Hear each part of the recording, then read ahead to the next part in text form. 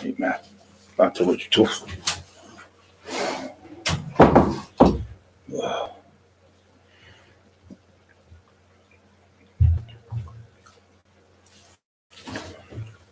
Right, Johnny Jump, hello. Are you alright, Johnny? 15 on.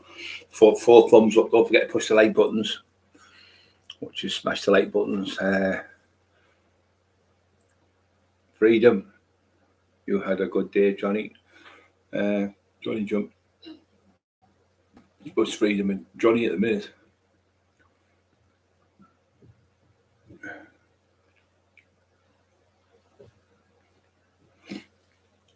I just drank some yogurt. Here they come. Anthony Lunn, Irish Carl Walker. How you big? You're okay, feeling better? Okay, mate. Anthony Lunn, yeah. Rob, how you, Rob? Great lad. Scotty 1994.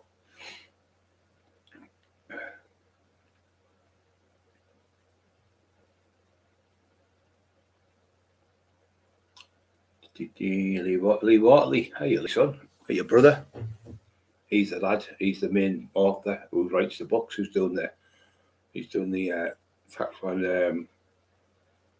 taxman from the beginning as a baby till up to date. So it's going to be the first book ever done, a full autobiography. He's doing it. He's got all the 2 years, but now been giving him stuff. He's got everything, all the paperwork. He's got this court letters. He's got this letter, that letter.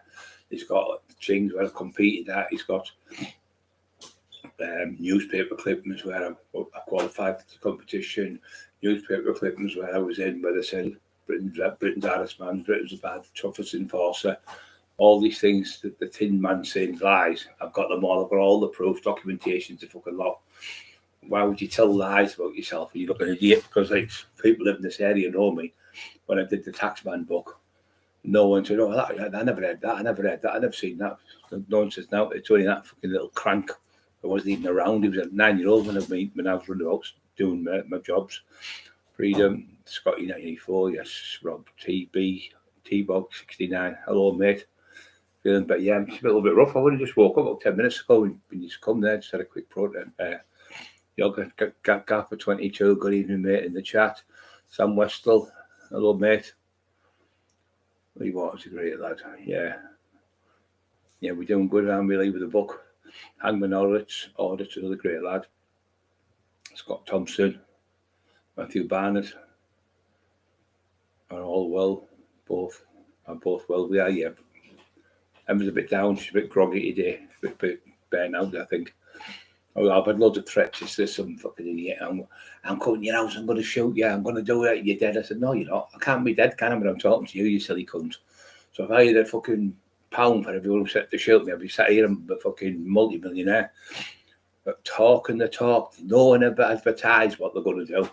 You're going to get shot. You're going to get this. You're going to get video now. But I've already been fucking shot. I've already been stabbed. I've already been attacked. I'm fucking still here, you fucking muppet. So why do you want someone that you're going to go and shoot them? Now I know you're coming, you fucking idiot, but you won't come because it's all dog shit. CH27 tinfoil says court cases dismissed. Well, the court case is dismissed now, mate. How can it be dismissed? Well, it sounds like that fucking that idiot there, tinfoil there. That's him. Take him off. That's tinfoil there. 27. Challenge over anybody on. Take him off. That's that divvy. No court cases dismissed, you moron. The court cases we've won. I've already brought all the paperwork. Why did people see all the paperwork the other week what I brought down from the courts from the January? How can the court cases be dismissed? You said. Lee Watley. Yeah. He's gone and he said, none of my subjects bullshit. I wouldn't work with them. I've passed on many over the years. Yeah. So Lee Watley was the author. Says none of my subjects have ever written on bullshit. I always do my due diligence, check everything. I know I've just been talking. He's just put on. I know it's that idiot tinfoil's put on. Brian, all the court cases were dismissed. Well, Emma, we've got all the letters, haven't we, to prove? We've showed everyone. He's just an idiot. I'll give you a ring in a bit. I've made you a managing moderator for the channel as well. Yeah. Because I'm in at audits. we're still going to be burning the book soon out. Yeah. And we're getting on with our life. Yeah. we are getting on with it, but he just keeps popping up, so you have to answer the question when he comes up. Yeah. Well, chin up. Yeah, so Alice says what you want about Bride, but Bride stopped me getting battered in Buffett's Kings years ago. Oh, well done. So there's somebody else that stopped getting beat up. Yeah, he just talks fucking shite. Dale Strain.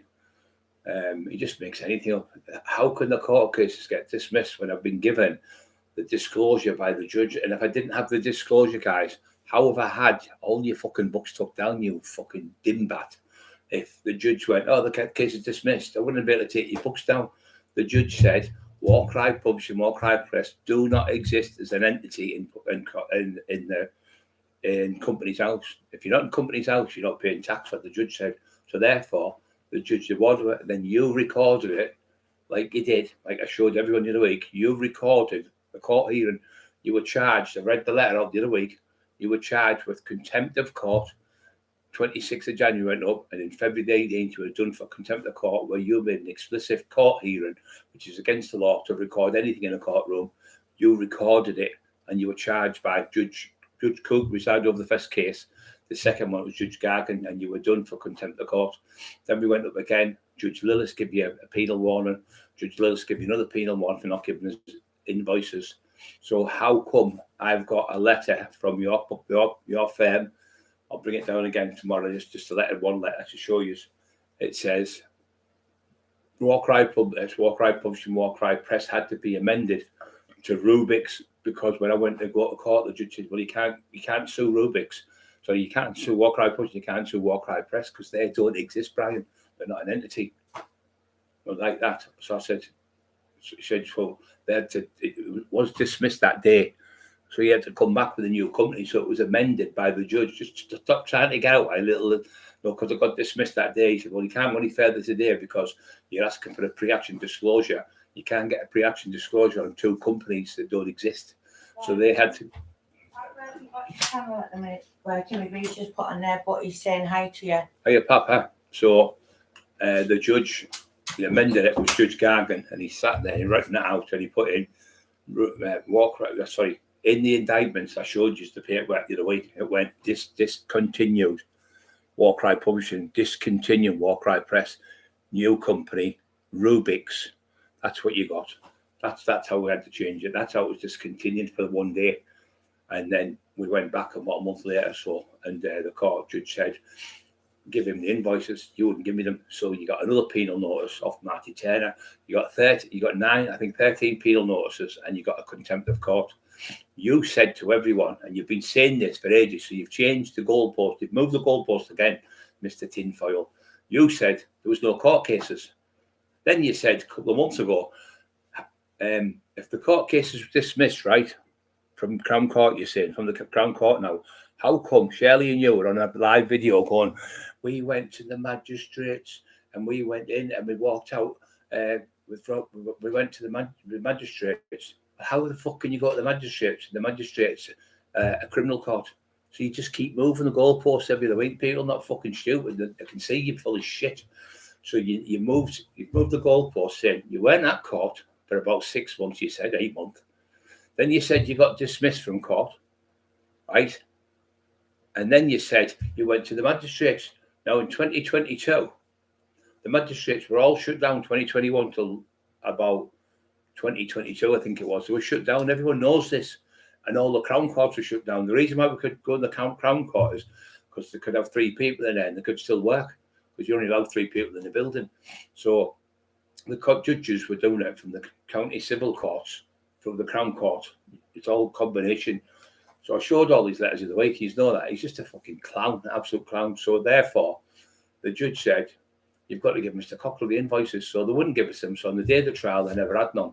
So the judge turned around and said, look, Mr. Cockerill, Marty Turner went up. He got his book awarded back. How have I got my books back if it was dismissed? How have I got Kindle audio? Why are Kindle fraud department investigating you? How come HMC Customs investigating you? How come your boss, War Cry Publishing, War Cry Press, has shut down both them companies? How come War Cry Publishing has shot 3 Bailey Gate, Pontefract, closed down and done one. Hey, where's all the books gone? Where's all the Kindles? Where's all the paperback books? How come you got your books from £15 down to £12.99? You knew it was coming. The end of bankruptcy was coming. Sean Atwood said, Jamie Boyle has ruined Rob Brenton's company. He's fucking ruined my company, he said. He was fuming. It was a Saturday morning. He said, what's going to happen, Brian? I'll help you with your book. I can get you back on audio for you. He said, because I now know that they're fraudulently giving me that book, because they told me that you signed a contract, the same as I said, I get proofreading. Just compulsive fucking liar. That's all he does, lies. Compulsive liar. That's all you are. So, first of all, it's dismissed. Then you walk free. Then you said you went to the magistrates. What one? And then you said there was no court cases. So you've had 4 different versions. And I've had the same version all the way through. We went to court, went to court, all the way through from 26th of January. And we went right the way through it till about 8 months ago. And when I went last time, the judge said, right, now you were ordered a judgment, made a judgment of the judge that you have to give Brian Cockerill, Brian Cockerill, explicit permission. This is what you wrote in your letter. So you have got Paul Sykes, the shark, with his face on it, with a shark. It's a letter from Rubik's, Warcry Press. It's all put together. And it says, I, Robert Brenton, 3 Bailey Gate, Pontefract, gives explicit permission for Brian Cockerill to go in there. All these outlets, Spotify, Waterstones, Goodreads, Gardeners, all these different shops and outlets all over the world to get proof of how many books have been sold. So I've done that now, and now we're at these. We're in with Kindle. Helen's in hospital at the moment. The lady who's been doing it, but she spoke to all these book companies. You pretended that you've been amalgamated with Clays. They're going about investigating, for fraud. Clays are the biggest book company in Britain. Lee Watley knows them. So he's pretended that he's been with them. So he has never had nothing to do. So the lady said, well, that's fraud and deception. You can't fraudulently pretend you're with another company and put their name on it. So he's been putting Clays, working those like Empinated is one. So he's in trouble there. And when the phone, why do you think all your books have been took down there? Can anyone tell me why his books have been taken down for no? What the fairies just come along, took them down for no reason? Hey, Cindy, love you, okay? So he's putting shit up again. If it was dismissed, we wouldn't be here, would we? You would still have all your books. You'd still be living in your house. You've lost your house because you couldn't. I tell you what he did do. He did the book, that one there, the Resurrected Brian Cockerill. I never got to proofread it, never ever. So he's putting the thing where I'm stood with the book, as if I'm advertising it. Now let me tell you what that is, right? That book came out it was printed on the 25th of March 2020. He's trying to say that book was out before then. So that book, we were on the duty. He was saying, he sent things out saying on the 25th of July. So I was advertising that book. Now that book was if I was sending you a message on the 25th of July, how come that book then was on the Jimmy O show? And I'm sat there promoting the book on the Jimmy O show for you because I never read it. So the book, when I was saying to you, oh yeah, keep sending me the stuff, was the Lee Duffy book we wanted to do. It was called Once Upon a Time in Teesside. So I said, look, this time I need you to send me, behave! At this time I need you to send me proof what I'm giving you. So I was sending him stuff. Hello, Helen Dennis. Love you, okay? Freedom, you're a great lad. Lee Waltley, great lad. You get to my nerves, yeah. I throw myself out. Yeah, he just talks fucking shite. So if the court case has got through out and dismissed, why have all your books been took down? Why did Matty Terry get his book back? Why did this is another great one?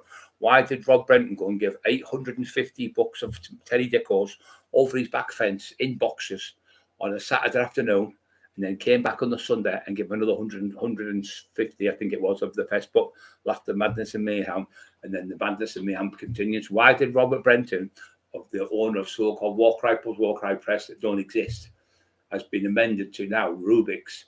Why did he put 1,000 books over Teddy's back garden? Hey, did he? Hey, did he? Why did you give 1,000 books back? And why did you take all the books off the shelf?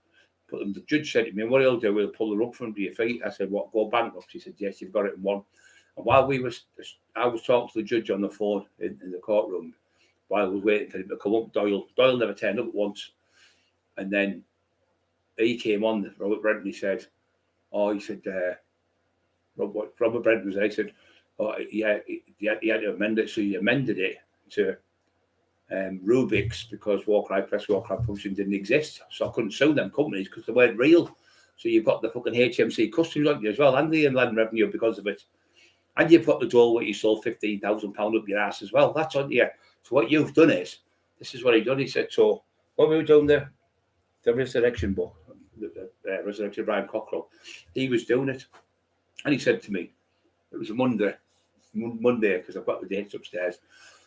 He said to me, "Oh, your book's going to have to go into print in next week." I said, "Next couple of days, not Monday, Tuesday. Was it Monday, Tuesday, Wednesday? I think it was." So he said, I'm going to have to take it down Tuesday. It's going to go. It's getting printed. Wednesday. I went, "Well, I haven't even proofread it." He went, "Oh, trust me. You don't have to proofread it. It's all done." "Shirley, how good is it?" She went, "I've proofread it 2 or 3 times." She said. And he's read it twice, and Rob's read it, so it's been read by six times. It's been read. Everything's, all the spellings, everything's perfect. It's all there. Now, my friend Lee Watley, well, not my friend, he's my brother. He read it. He said it's the worst book. He's a professional. This man's a professional. He's got awards of all different accolades, and he's written the top people's books. And he's been in Penguin, which is the fucking biggest book company in the world. He's with John Blake Publishing, and John Blake Publishing loves him like a brother. And he trusts him 1,000,000%. Now, Lee Watley took a look at the book, and he can read. He's a genius on guitars. I mean, he's been in a band. He's an absolute genius. So he's got the book. He said, "We were going to try and salvage it, me, Lee, and Emma." And he went, "Brian," he said, I wouldn't dare even put one letter in it, man, fucking put words to it." He said, "There's nothing to salvage there." He said, "Let's just fucking throw it in the bin. Get rid of it because it's just pure shite. It's absolute shite." He said, "It doesn't even flow." He said, what he's done, he's dictaphone, hasn't he?" I went, "Yeah." And he's just copied everything he said on the dictaphone. That's not writing a book. You've got to be creativity. You've got to make the book flow. Somebody gives you the words, so you've got the words. So then you put them in order. You might say 1, 2, 3, 4, but it might be 1, 4, 3, 6, something like that. So he's put it just every word what you say. "My name is Brian. I went to the shop and I had a fight with this man, and then he went down there and he went here." So he's got it like that, which is it's me talking. So it needs to be put in so you can understand it properly. Because sometimes you talk and you go, "But you're talking." So you put it in there, you create it, and you make the book. And the person who's writing the person, because that's why he got to know me. He says, and the reason why he hasn't been able to do that, because one is he said, you can't do a book, Brian, over just 12 hours talking on a dictaphone. It's impossible. It's an impossibility. He said, "This book that I'm doing with you might take 2, might take 3 years."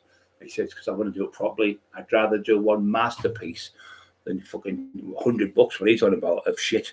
He said, "In 34 pages, I found 37 spelling mistakes. And 34 pages. I never give consent. He said to me, Rob's on the phone now. And he said, we all had these computer things, right? I know now about computers. And there was, say, Richie Horsley, there was Mick Sarby, there was Teddy Dicko, there was me, there was Bob and Dave, and all different people. I think there's 11 people. And their thing would go bing, like a notification. And he said, "By you're on to the winner here." So as I was talking to him about the book, Rob Brenton come on, he said, "Hiya, Brian, you all right?" He said, "By, he's got a winner here with you, Brian." He said, "The golden egg, the golden goose, this," he said, "all the others will go ping every 20 minutes, an hour, every 2 hours, or every day. He also come ping, ping, ping, ping, ping, ping, ping, ping, ping." He said, "You've got 11,000 subscribers in 6 months. I've never heard of it in my life." He said, "It's unbelievable." And this is the man who owns the book place, and he's written hundreds of books over the years. Apparently, this Rob Brenton. But I never got to prove it. He said, "Well, trust me, I've already read it. Trust me." So I had no choice. So I had to let them do the book. So I never got to read it. It went out. So they printed it. It went out. So he said to me, "Well, straight away, 500 books. This was ordered straight away off Waterstones in in Middlesbrough, and another 150 want to go to, I think, maybe 200 have got to go to Gisborough. So you've got 2 book signings there, one in Gisborough, which is about 10, 15 miles away from Middlesbrough. One in Middlesbrough, Waterstones want 500. They've got the books. So anyway, so he said what they've done is they've put 350 in Waterstones, and they've got 150 up there. So that was like 500. So, but if they need more, they can get them for there. So he said that's going to happen. So they printed the book, but never got to print and read it. So when it came to me, it was this book was printed the 25th of March 2020, right?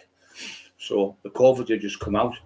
So all of a sudden, me and Emma got married. I think it was the 13th. I think it was a Saturday in Redcar. The book, all the shops shut down.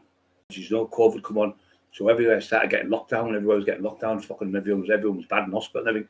So the book was just there. They couldn't sell it.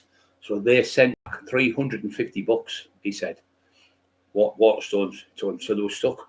So Shirley said to me, this was like when it was all going on the book.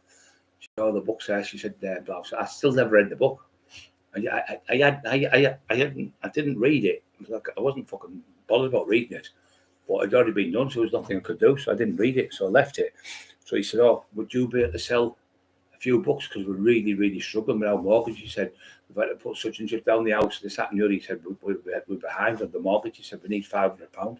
He said, would you be able to sell the books? He said, I'll take less than what I need because I'm going to lose my house. I said, he said, I'm a month behind on you next month. I said, well, don't worry about that. I said, I'll get the money for you no matter what. I said, I'll help you. No way I'm going to let you because I was friends with them, my friends. That's what I'm fucking like. I'd have given the money out of my fucking pocket. So I said, don't worry about that. I'll do it. So Emma and me decided to sell the book. So we go around the places and we say, anybody wants to get the book, and Emma's on the computer, with a little computer, we have a little tablet. And the book's for this price, blah, blah, blah. Say it was $12.99 in the shops. We would sell it for $15 because we were having to take it. Signed copies, £15.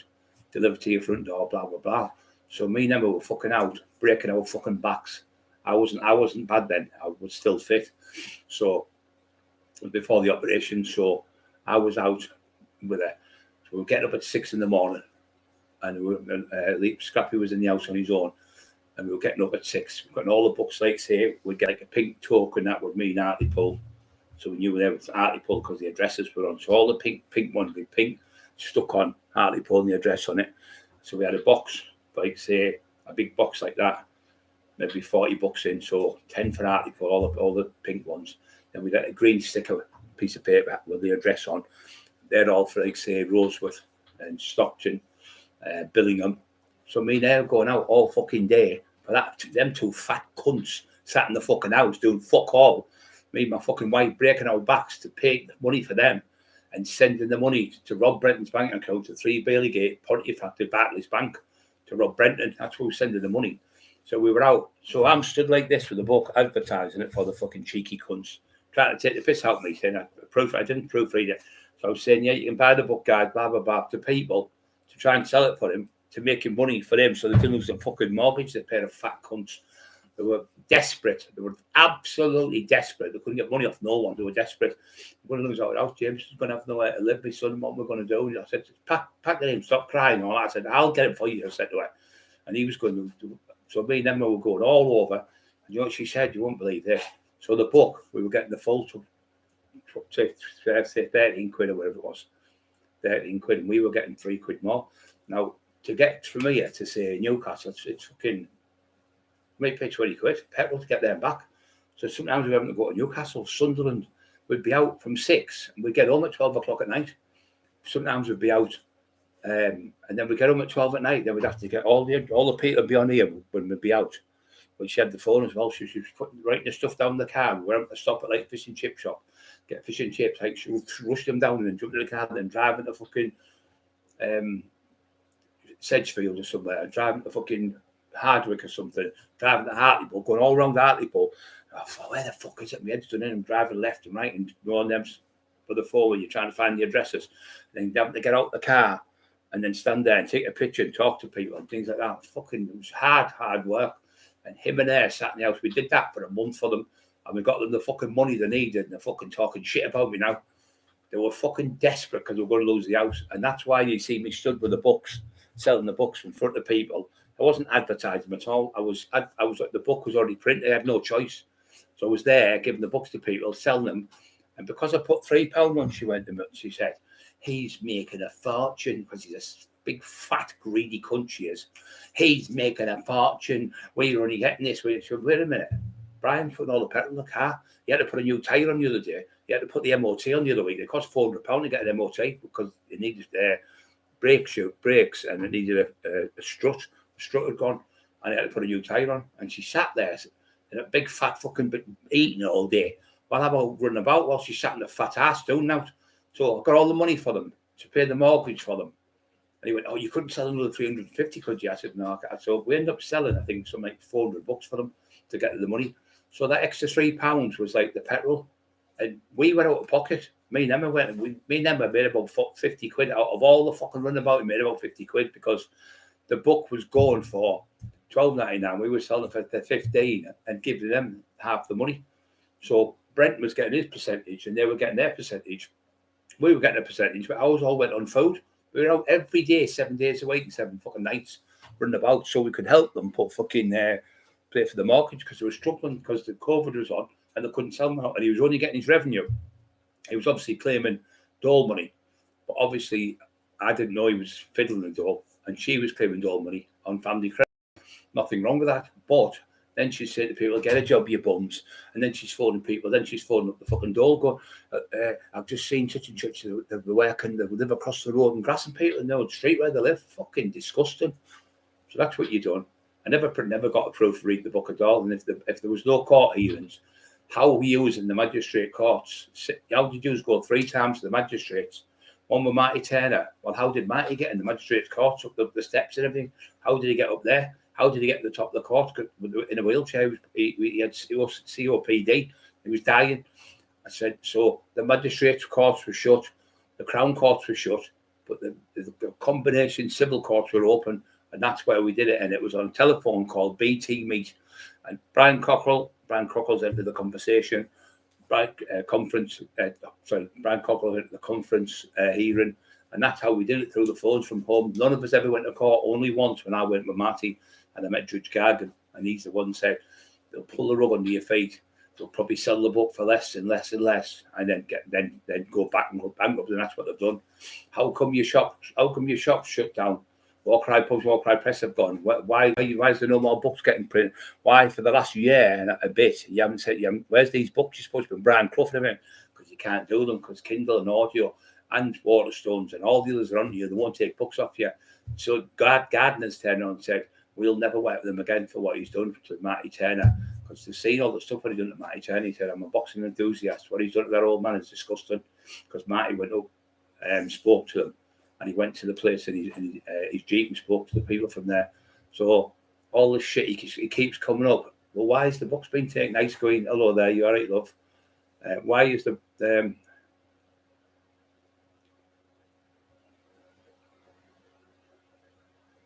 Yeah, see you soon, Lee. So why would the judge give me? You were given a court order, so then you went to court, like I said. And when we were in the courts, you recorded the court hearing because you were on the phone. So you recorded Fatty, who you live with, recorded it. So you recorded it. I showed all the letters the other week. I put them all up. You all say every single letter, and on that it said that Jamie Boyle has made an explicit court hearing. It's against the law under section 9(1)(c)(5), I think it was, to make any recordings in the courtroom, any audio recordings or any imaging recordings. You didn't just do that, did you, Jamie? You recorded it, right, on the phone, and then you spliced it and put it on a mock court hearing, which it was Spanish courts. You're that fucking thick because you couldn't get one here because they were all closed. So you got one off the telly and recorded it, and they were going.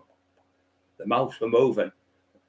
My name's Jamie Boyle, and then the voices came out about 3 or 4 seconds later. No, the only same old kung fu films. What is your name?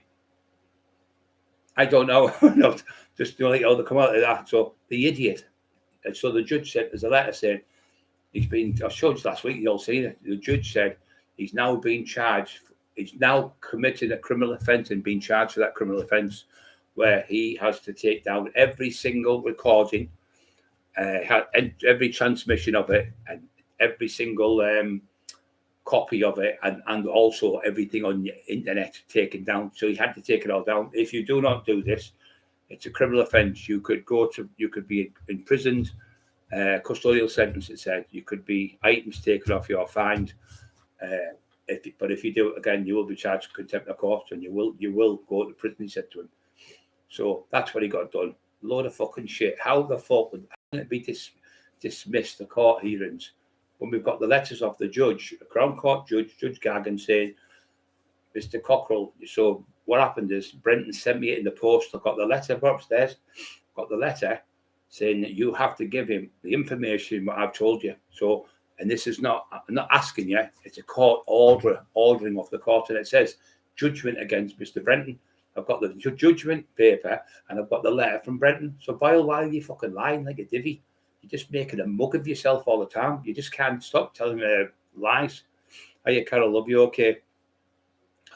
Same as Carol, tortured that lady, tortured that woman because she wouldn't give you stories about Lee Duffy. Torture people. And you didn't just torture their mouths before us, which we had it 4 years. She's had it about 6 years, that woman. 6 fucking years. And she's only about 6 stone. She's poorly. And then their son got it. And then her daughter's got it because she wouldn't give him stories because he can't get his own way. Then he threatened her with Terry Dixon, pretending to be Terry Dixon. I'm coming around your house and I'm going to double barrel you. That's what he put on it. And then she pulled Terry in the street and tell you, I've never said no, love. So we found out. That's how we found out through Carol doing a due diligence, finding Terry and me with Richie Horsley and Paul Bennis. He was saying, Paul, it's me, Paul Bennis. I'm going to beat you up. I'm going to beat you up.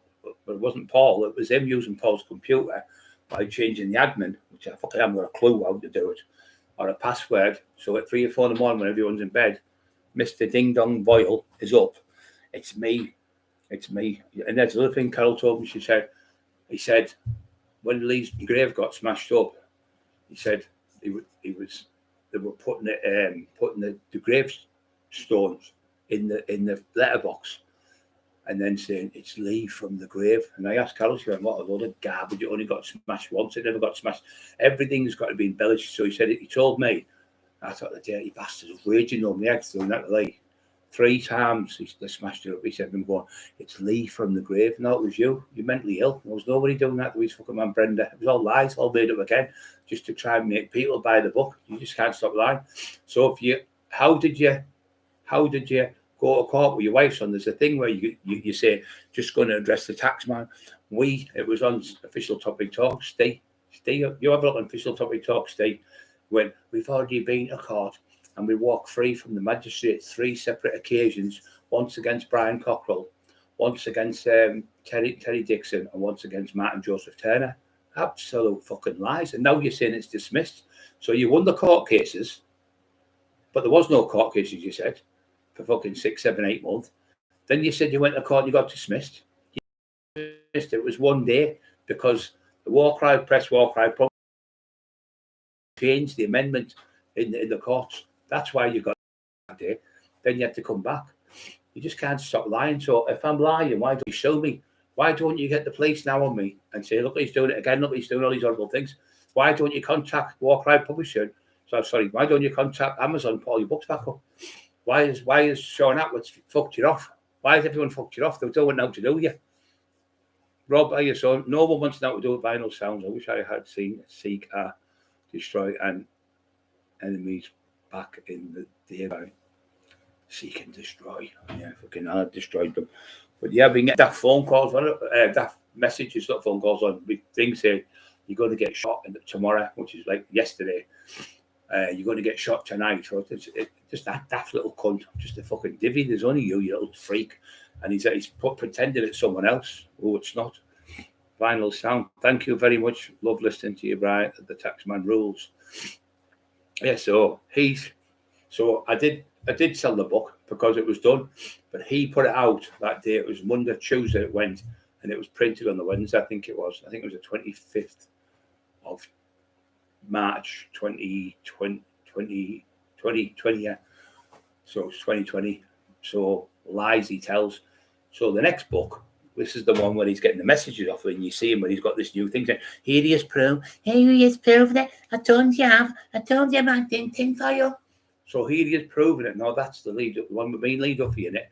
But I'm saying, look, say this, and he was putting things in. He was saying, so he was putting things in, so I didn't trust it. I said, well, send me back what you're going to put in. So he was sending it back on the phone because I was dictaphone to him. He was listening to it, and he was sending him it off me. It was like off my phone, no, the messages, sending him it. So then he'd write it down on his computer and send me it back. I said, yeah, that's brilliant. Kept doing that, but he never done that. Did he? Started lying. Lee Duffy used to steal out the pound shops. What pound shops, Jamie? There was none in this area. Western Supermare was the first ones made, and they were in 1991, I think it was, or 1990. And the man put them up. I don't know if he put two up or not, but he put them up. He put 30 grand into them, and he made 60 grand profit. So then he bought another two, so he had 3 shops. They were Western Supermare. So I did my due diligence. There was no pound shops up here until the year 2000. You're just a compulsive liar. You lie about everything. And he was saying Lee used to go around, punch people in the face for nothing, and beat them up with Brian Cockerill. And that's why I pulled the plug on the book. You wanted me to sign. You wanted me, if Rob Suggett was in here, Paul Suggett was in here and said, is it right he went wrong at the Terminator punch? I said, no, who said that? He said, Jamie. Well, I'm not fucking there. And I said, fuck that. I said, I'm not saying that. He said, oh no, if you say this, it'll look good and all that. I went, I'm not fucking lying about Lee. I'm not going to do that and tell them lies and make him look a fucking fool or make him look a bully. I said, I'm not going to do that. I said, whatever you want to do. I said, you know what it is? I'll tell you what I'll do now. Go fuck yous. Give me that thing. There's my name scribbled out on the fucking form. I thought, I'm not doing the documentary and I'm not doing the fucking book. I told you, I said to him, he wasn't here. They were here. There was Paul and there was another lad, and I can't think his fucking name now, but he was with him, the cameraman, he was with him, nice lad, and he said, well, if you don't do this documentary with Lee Duffy, he said, it's going to be rubbish. I said, what do you mean? He said, well, there's no one credible in it. He said, most of the people who were in it were all 5-year-old and 8-year-old and 10-year-old and 15 and 20-year-old. He said, so, no, 5-year-old, sorry, so none of them were around to verify, sorry. He said, and some of them now we're only 25-year-old now. Oh, I said, how can somebody 25-year-old now talk about Lee Duffy when he died 31 years ago? He's died. What more now? 32, I think it is. So how can you talk about Lee Duffy if you were 25 like now? Wouldn't have a fucking clue. All you'd be doing is hearing the story of he said, she said, he said. Or fucking Jamie tells them what to say and puts it in. So he said Lee was going around just punching people sadistically in pubs, battering them. Don't forget to push the like buttons, guys, please. And I said, he never fucking done that once. I'd never seen him, apart from once, slap a lad. And the lad bullied him at school with 5 other lads. I went, big fan to look out. And I was in a, what the fuck was it called? Hyundai, cheap shitty eye. It was 5 grand. I took it off. I'll tell you that story another time. But I took it off this lad who was a butcher. So he was a butcher, and he said, he's renting me the car, £200 a month it was. And he said, can you get a debt in for us, 50 grand? I went, of course I can. So anyway, I went and got this debt in for 50 grand. Now, usually you get 50% of the debt, you get half, because the old saying is, he's beaten a quarter of me, he's got nothing. So 50% of something is better than 50% of nothing. And 50% in my pocket and 50% in your pocket is better than 100% in his pocket. Like that. So anyway, he agreed, the lad, with us. It was near the Lowcocks. Used to be a place called Lowcocks Pop in Middlesbrough near Cannon Park. So I goes there near the butchers. Anyway, I went and seen the man. The man knew me, and he had a big lad in the shop, and he knew me that I used to train near the gym where I trained. I went, are you right? I used to go to Steel City. He knew Matt Lanny and everything. So he must have said to him, look, you better pay it. He's fucking dangerous, or whatever he said to him. So about 5 hours later, the man phoned up. He said, oh, he's paid the debt, but he's not paying it till next week. So brilliant, thank you, brilliant. I owe you, brilliant. So he got his money about 10 days later. So I come down, pop down, and I expect to get a little after money or something. I went in, they went, oh, well, what we'll do is, you've had the car, you owe me £200 for the car for last month. And this one's £200. You can just keep it for free for 2 months. You want to give me £400 for getting you £50,000 back? Are you taking the fucking piss? So he said, oh, well, I thought you'd be happy because you owe £200.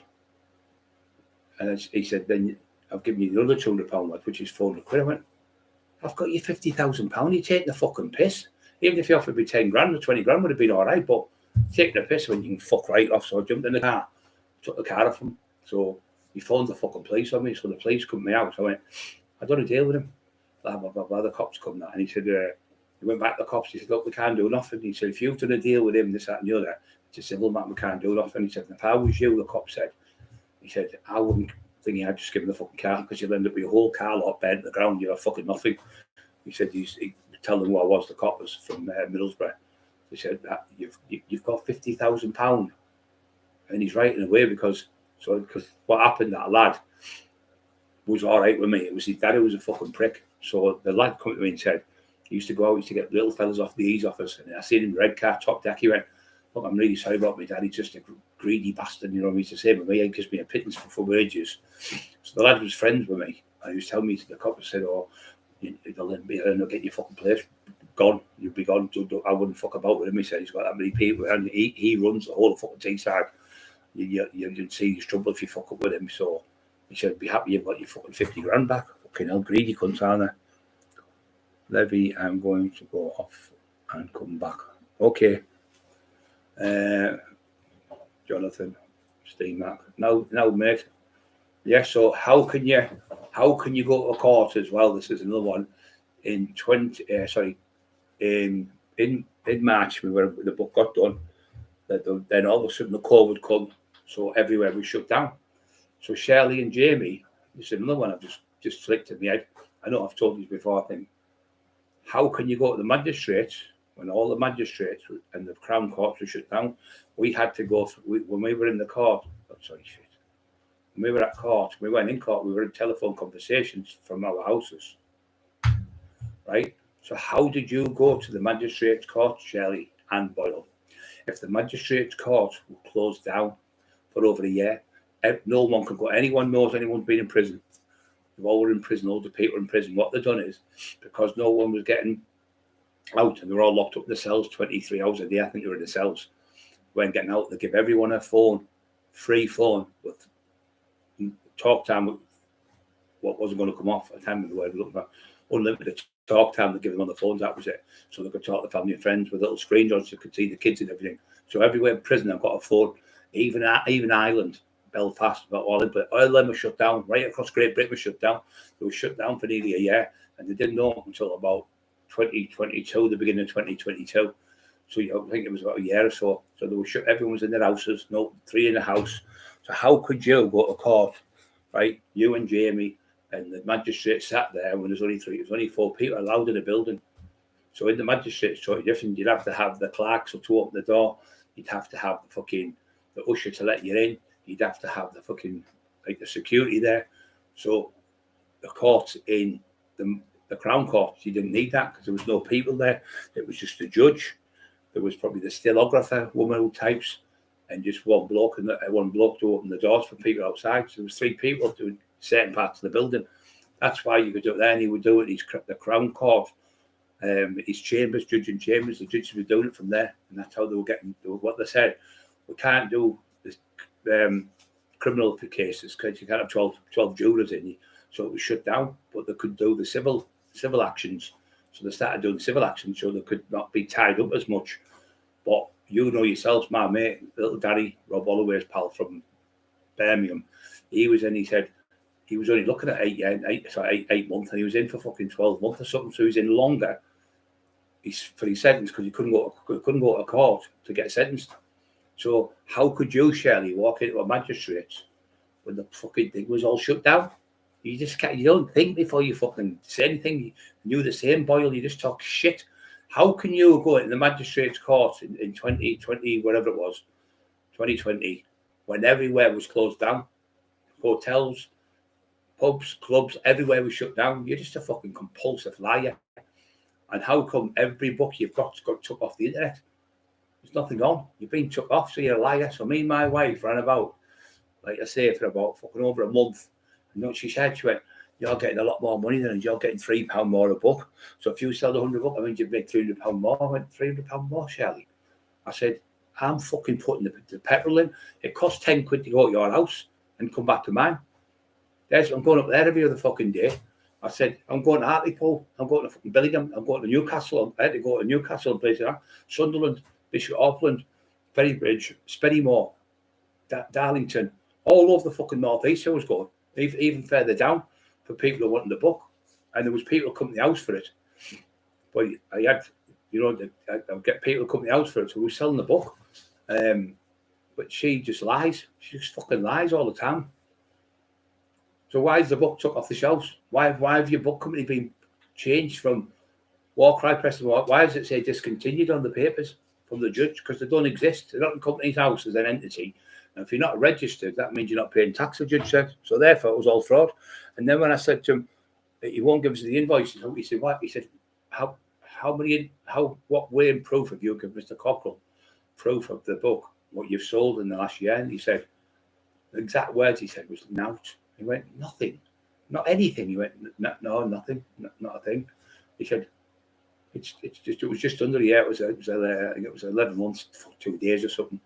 He went, well, you need to give the man his invoices. He's right. I said, am I right, Your Honour? I have the right. Any views if you're at work, if you're working in business with anyone, you have the right to say, look, can I have a look at the books? So you give them a time, say like, can give you a week to get us them, or give you a month or whatever, or 2 weeks or whatever. Phone Stephen Rafe. I said, Steve, could you give us an invoice on the books? Yeah, give us an hour or so, right? 5 minutes later, come on my phone, a full lot, the fucking breakdown of everyone's name. Tracy Smith, Toby Jenkins, Andy Smith, all the names came there, all written fucking down. Books sold in shops, inland revenue, how much was owed, blah, blah, blah, blah. Everything off Stephen Rafe. Not a fucking problem. Not one problem off Stephen. Done all to due diligence, perfect. Everything perfect. All categories. Give it Lee White. He went, yeah, that's perfect. That. He said, that's the proper invoices. When I give it to Rob Holloway, who was a businessman, and he went, what the fuck's that? Because Brent had made a load of shit. We went, blah, blah, blah, blah, blah, blah, blah. I was just reading it before I come down here. It's weird, this. So I wasn't even going to mention the fucking court things until he's come on in there with a big blabbermouth. So he sent me an email saying, oh, yeah, the books sales are virtually none. Well done. Well, how could I make the books any better? I showed you nearly 500 fucking books for you. Then he said, Kindle, Amazon has frozen my account. He used that fucking horse chestnut for over a year and a half. Then he said, your next payment is in January, but he sent me the email in October. So I thought, well, you haven't even paid me. You haven't paid me for the last fucking 12 months. So you owe me one then, and you owe me one in January. January was only a couple of months away. So he never paid us for it. He's never paid us for any of it. So when I contacted Sean a couple of weeks ago, 7 months ago, and Sean phoned, it was a Saturday daytime, I was in bed, and I said, John's on the phone. I said, oh, what's Sean doing? He said, Sean Atwood. He said, Jamie Boyle's ruined the business. He's ruined it. He said, I'm going to have to go bankrupt. He said, he's absolutely ruined my business. No one wants to buy the books. No one's interested. He said, he's absolutely ruined it. He said, we're going to have to close down. We're going to have to pull the plug and go bankrupt. And that was fucking 8 months ago. So now Brenton sold the shop, which was called Milldown Bargains. Yeah, that's gone. The place where he's supposed to have a unit on Yerby Bank, there's no unit there.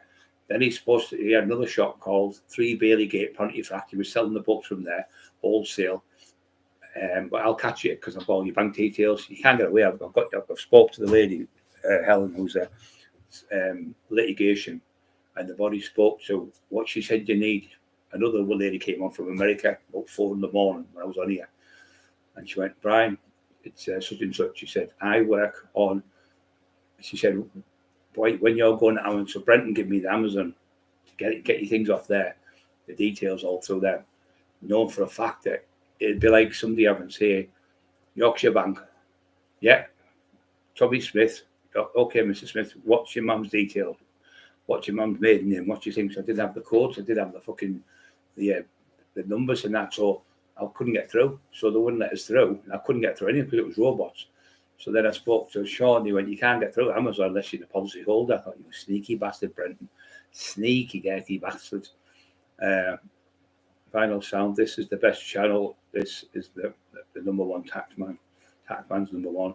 Thank you, Vinyl Sound. God bless you. British weather pissing down and off all day. Oh, well, you're all right now. You've got me, haven't you? So the lies he tells this fucking man, the shit that comes. But she went to me, yeah, you've made £3 more. So if you've sold like 500 books, that means you've made what, all this money more than me and all that. I went, wait a minute. I've had to put me fucking, I had to put an MOT on the car. The bearing, not the bearing, what's it called? When you go over the bumps. It's like the shocker had got in it. And I had to put a new tyre on. That was 100 fucking quid. And I had to put new oil and filters and all that. It was £400 odd to get the car on the road. And then they had to reinsure it as well. So greedy cunts. So that money what I made, I put on my car to get my car on the road to sell the bits and bobs. But I still give them the $12.99 for the books. And then they went, oh, we want more money. So what happened? We fell out. So she was getting jealous of us making more money. But you selling the books in the shops, that's all you get. She went, oh, no. So she went, we want £9 a book.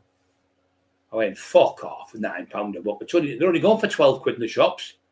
She wanted £9 and me and Emma to run around like daft cunts for 3 quid. The 3 quid wouldn't even pay for the expenses for the day. So she said, so Stephen Wraith, what happened? We did a night with Brian Cockerill being Stephen's shares. By the way, we had a fucking great night. Big John Lewis was there, the Levo, all the lads from Burricane. It was fucking great, absolutely brilliant. Emma was immaculate, beautiful, everything she always is.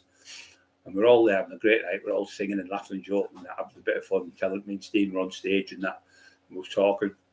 The lads come from fucking Essex, people come from fucking London, Manchester, fucking all over the place to come to see us. And we're taking pictures fucking for hours with them all. Steve Wraith was there and Steve's little daughter was there. And I mean, we had a great night and a best friend. So, and Gary Fairby was there and that's he was doing the security. Gary, great night. And that fucking jealous cunt said, he said, so why don't you get the books, Bri? He said, if you get the book, he said, you can make a few quid. He said, I'll for the books. I get on with Jamie, he said. So he went, oh, can you give us the book? He said, well, no, we want £9 a book. Oh, he's not getting any more books. He's made enough money off. I said, wait a minute, Jamie. He sold the book. You asked him to sell the book. He put the extra £3 on. You never, the book was $12.99. You were still getting £13. So he was splitting the money with you and Rob Brenton and that. He said, and Emma and Brian. So they got an extra £3 for petrol expenses and food. Where do you think you get the food from the fairies, Jamie? You think the fairies come around and feed you for nothing? So we were pulling into like fucking fish and chip shops and like gulp of the food because we had to get the next place. Absolutely exhausted, driving around all over the fucking place. And anyway, we fucking done it. And we saved him his fucking house. He's going to get his house took off him. But it's been took off you now, hasn't it? So there's the proof that there's no books. You've had your house took off you because you've repossessed. The mortgage company repossessed your house because you've got no fucking money to pay for it because you didn't all on Mr. Brown, didn't you? Fucking Mr. Smacky. What? They're all like a paraffin lamp. He's on the buses walking around with these fucking shit books he's got walking around these other books because he's had they've all been given back. And like I said to you, why would Terry get 1,000 books off Rob Brenton dropped off at his house? And he said, oh, you can sell them for £1 each. He said, I'm having nothing else to do. Yeah, we finished. Terry went, you've been ordered by the fucking courts to give me the books back. So he couldn't give me my books because all my books were sold.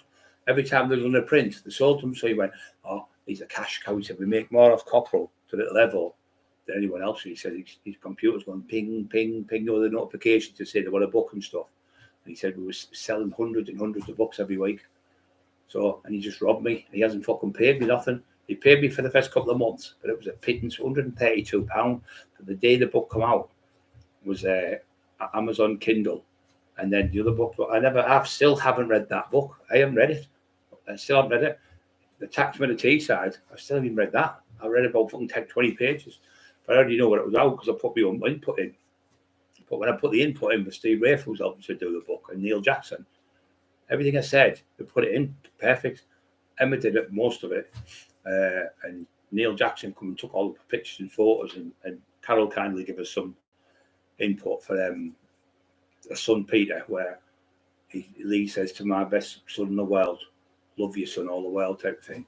And it was 1989, I think it was. I think Carol said 1989. So that daft cunt Boyle's gone, oh, you only become a Duffy when you he died when you were 9-year-old. He used to carry Lee used to carry him on his fucking shoulders to everywhere, to go to the baths here, whatever. Put him in his leg, and drive the car with him. Take him fucking play football on the front. Take him out, take him all over the place. Take him out for the day and that with all the kids. He was his fucking dad. Fucking scumbag, trying to put the kid down. He come here, Peter. He did all the painting and stuff for us. He said, I'm not as good as my mum. He said, but I'll have a good go. And he did a fireplace for us. Everything, put all the paper up. Really got on with the kid, you know, the family. And we got a court. I got a court. I took it off a lad called Craig Howard. He was best friend, like one of the best friends to Lee. And he was fucking trying to be clever with me one day. So I ended up taking his car off him and his coat because he was telling Peter he wants to fight me and all this fucking stuff. So I took the coat off and I put the coat in the cupboard upstairs in another house. And I put it in there and it was there for 20 odd years, over 20 years. So I put it on a couple of times and it was like an emerald colour here and dark. And he got it from Liverpool. It was £500. It's got a silver thing here. You can see it's expensive. And I thought, he said, oh, can I get the coat? So I give him the coat tinfoil to prove I had Lee Duffy's coat. And there's pictures where he's got pictures where you can see it's his coat. So I went, oh, I've only got Lee. He said, he was putting it on and wearing it all that. He said, oh, I've had a phone call there for a lad. He said, he's offered me £500 for the coat. And no, I'm not doing that, Lee. It's just not right. I said, I can't sell his fucking coat. So anyway, next minute he went, oh, the lad's offered £1,000 for it. Probably offered him fucking £2,000 on him, greedy cunt. He's offered £1,000. I'll get £500 each. I went, no, I'm not doing that. So anyway, Carol's daughter was going through a bad time at the time. She was poorly, wasn't very well. God bless her. Shelley, lovely kid, beautiful kid. So I looked, I was laying in bed like that. And I was asleep and I woke up and I went, they would give the book to the bed. And I woke up and I said, I'm going to give the book to Shelley. I said to Carol's daughter. And it just felt right, you know, in my head. I thought, what the fucking money? What about fucking money? I'd rather give it away and make her poop. She was a bit poorly. She's going through a bit of depression. So I'll give her the coat. Oh, you fucker. You thought you'd think that. I said, there's a winning lottery ticket. She grabbed me, cuddled me to bits, cuddled her. And we were all in a massive group hug, like the Cockerills and the Carol's family, with Lee Duffy's daughters. Dead emotional it was. And it was great. And she was dead happy, you know, because she got the coat. And Carol went, open it up, Brian. So I opened, she went, yeah, that's Lee. She said, I remember that green emerald. So, yeah, whatever word she said. I remember that green emerald. That's definitely Lee's coat. So I said, it's not, it's Shelley's coat. You know what? I said, it's your coat. And they were all upset, you know, like in a nice way. So I thought I did the right thing. I went to bed on the night. I thought I did good inside because I thought I'd done a good thing. And it's made the kid nice and happy, you know, and I had a nice gesture. But that fucker, well, you haven't given it away, have you? Fucking joke, man. You could have got £1,000 for that. But it's always about money with you and Shirley, and it's always money.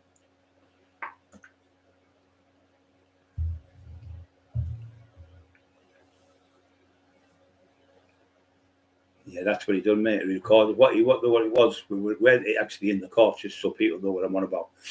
We get a letter off the judge coming in at the house from the combination, because you've got the civil courts.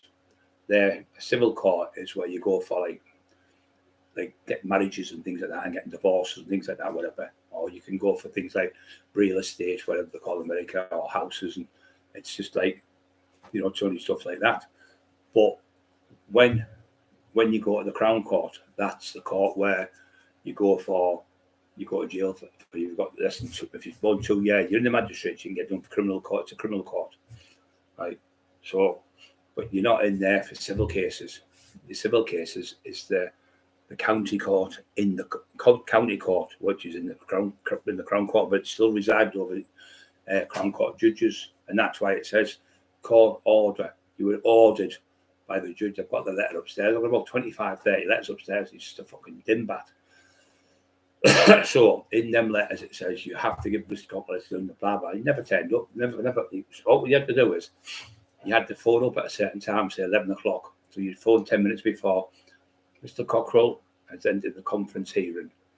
And we'll go, Judge Gargan has ended the conference hearing. So you had your phone on here. Yes, Your Honour, I'd just like to ask for this. So he said, Jamie Boyle has ended the conference hearing. The usher came on, touch, the stenographer. So then they said, right, Judge, right, Mr. Cockerill, what are you asking for today? I said, I do believe, because my friend's a top barrister, it's David Ashton, I love him a bit, and his missus, Megan, she's a barrister. They live in America, but he's from England, he's from London, and he's done his bar over here, and he's done it in Germany, and he's done it in America. He's fucking super intelligent. So he said, just ask for a pre-action disclosure. So he said, because we haven't got a court case yet. So he asked for a pre-action disclosure. And he said, Mr. Cockerill, I've just done a quick internet search. And so in War Cry Publishing, War Cry Press, are just a normal page set up to sell books. They're not a company because they're not in company now. So therefore, they're not an entity. I was like a little bit, because Rob Holloway told me, Rob Holloway put me through Little John Costello, another great kid. He put me on, and Lee Watt, he said, they're not invoices. They're not invoices. All he was sending us was an email every month, say £26 being paid into your bank.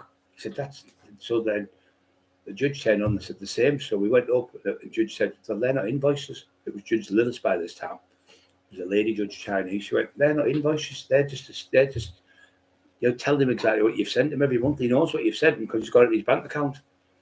Fucking just trying it on over. Well, he said to Judge Cook, well, I've asked Mr. Cockerill 3 times to send me a sheet of John Blake Publishing so I know how to send an invoice. So I said to the judge, may I speak, Your Honour? He said, yes, your case today. So he said, I said to the judge, well, how come he doesn't know he's got Milldown Bargains, which is a shop he's got a phone, like mobile phones and everything in it. He's got another shop. He's got a book company shop. He's got a press machine. He's got all these different businesses. So how would he not know? And he said he's got 10 people working for him.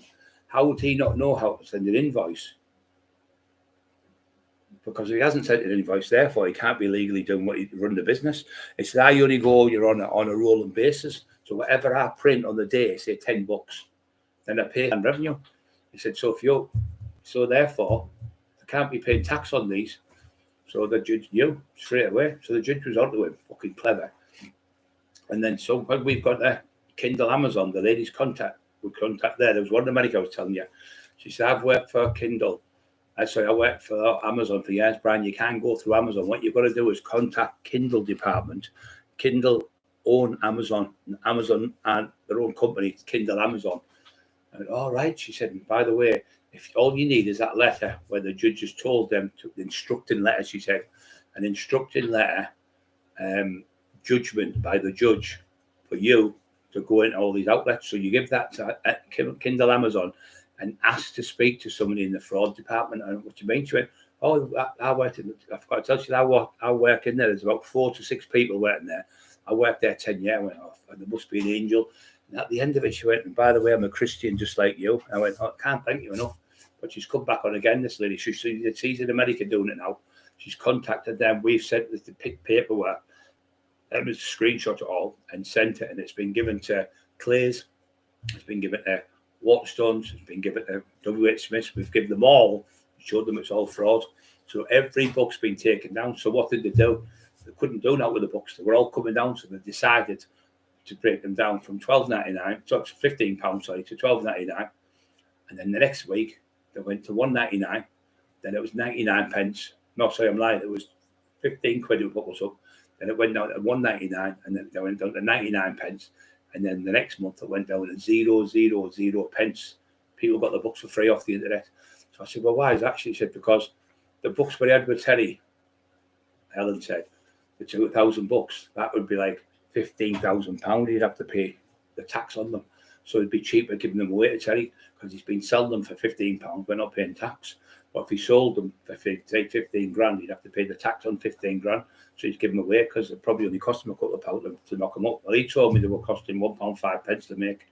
Well, you can tell the shite by the paper. It's just pure shoddy shite paper. It's like old blotting paper from the 1940s. Look, it's just absolute shit.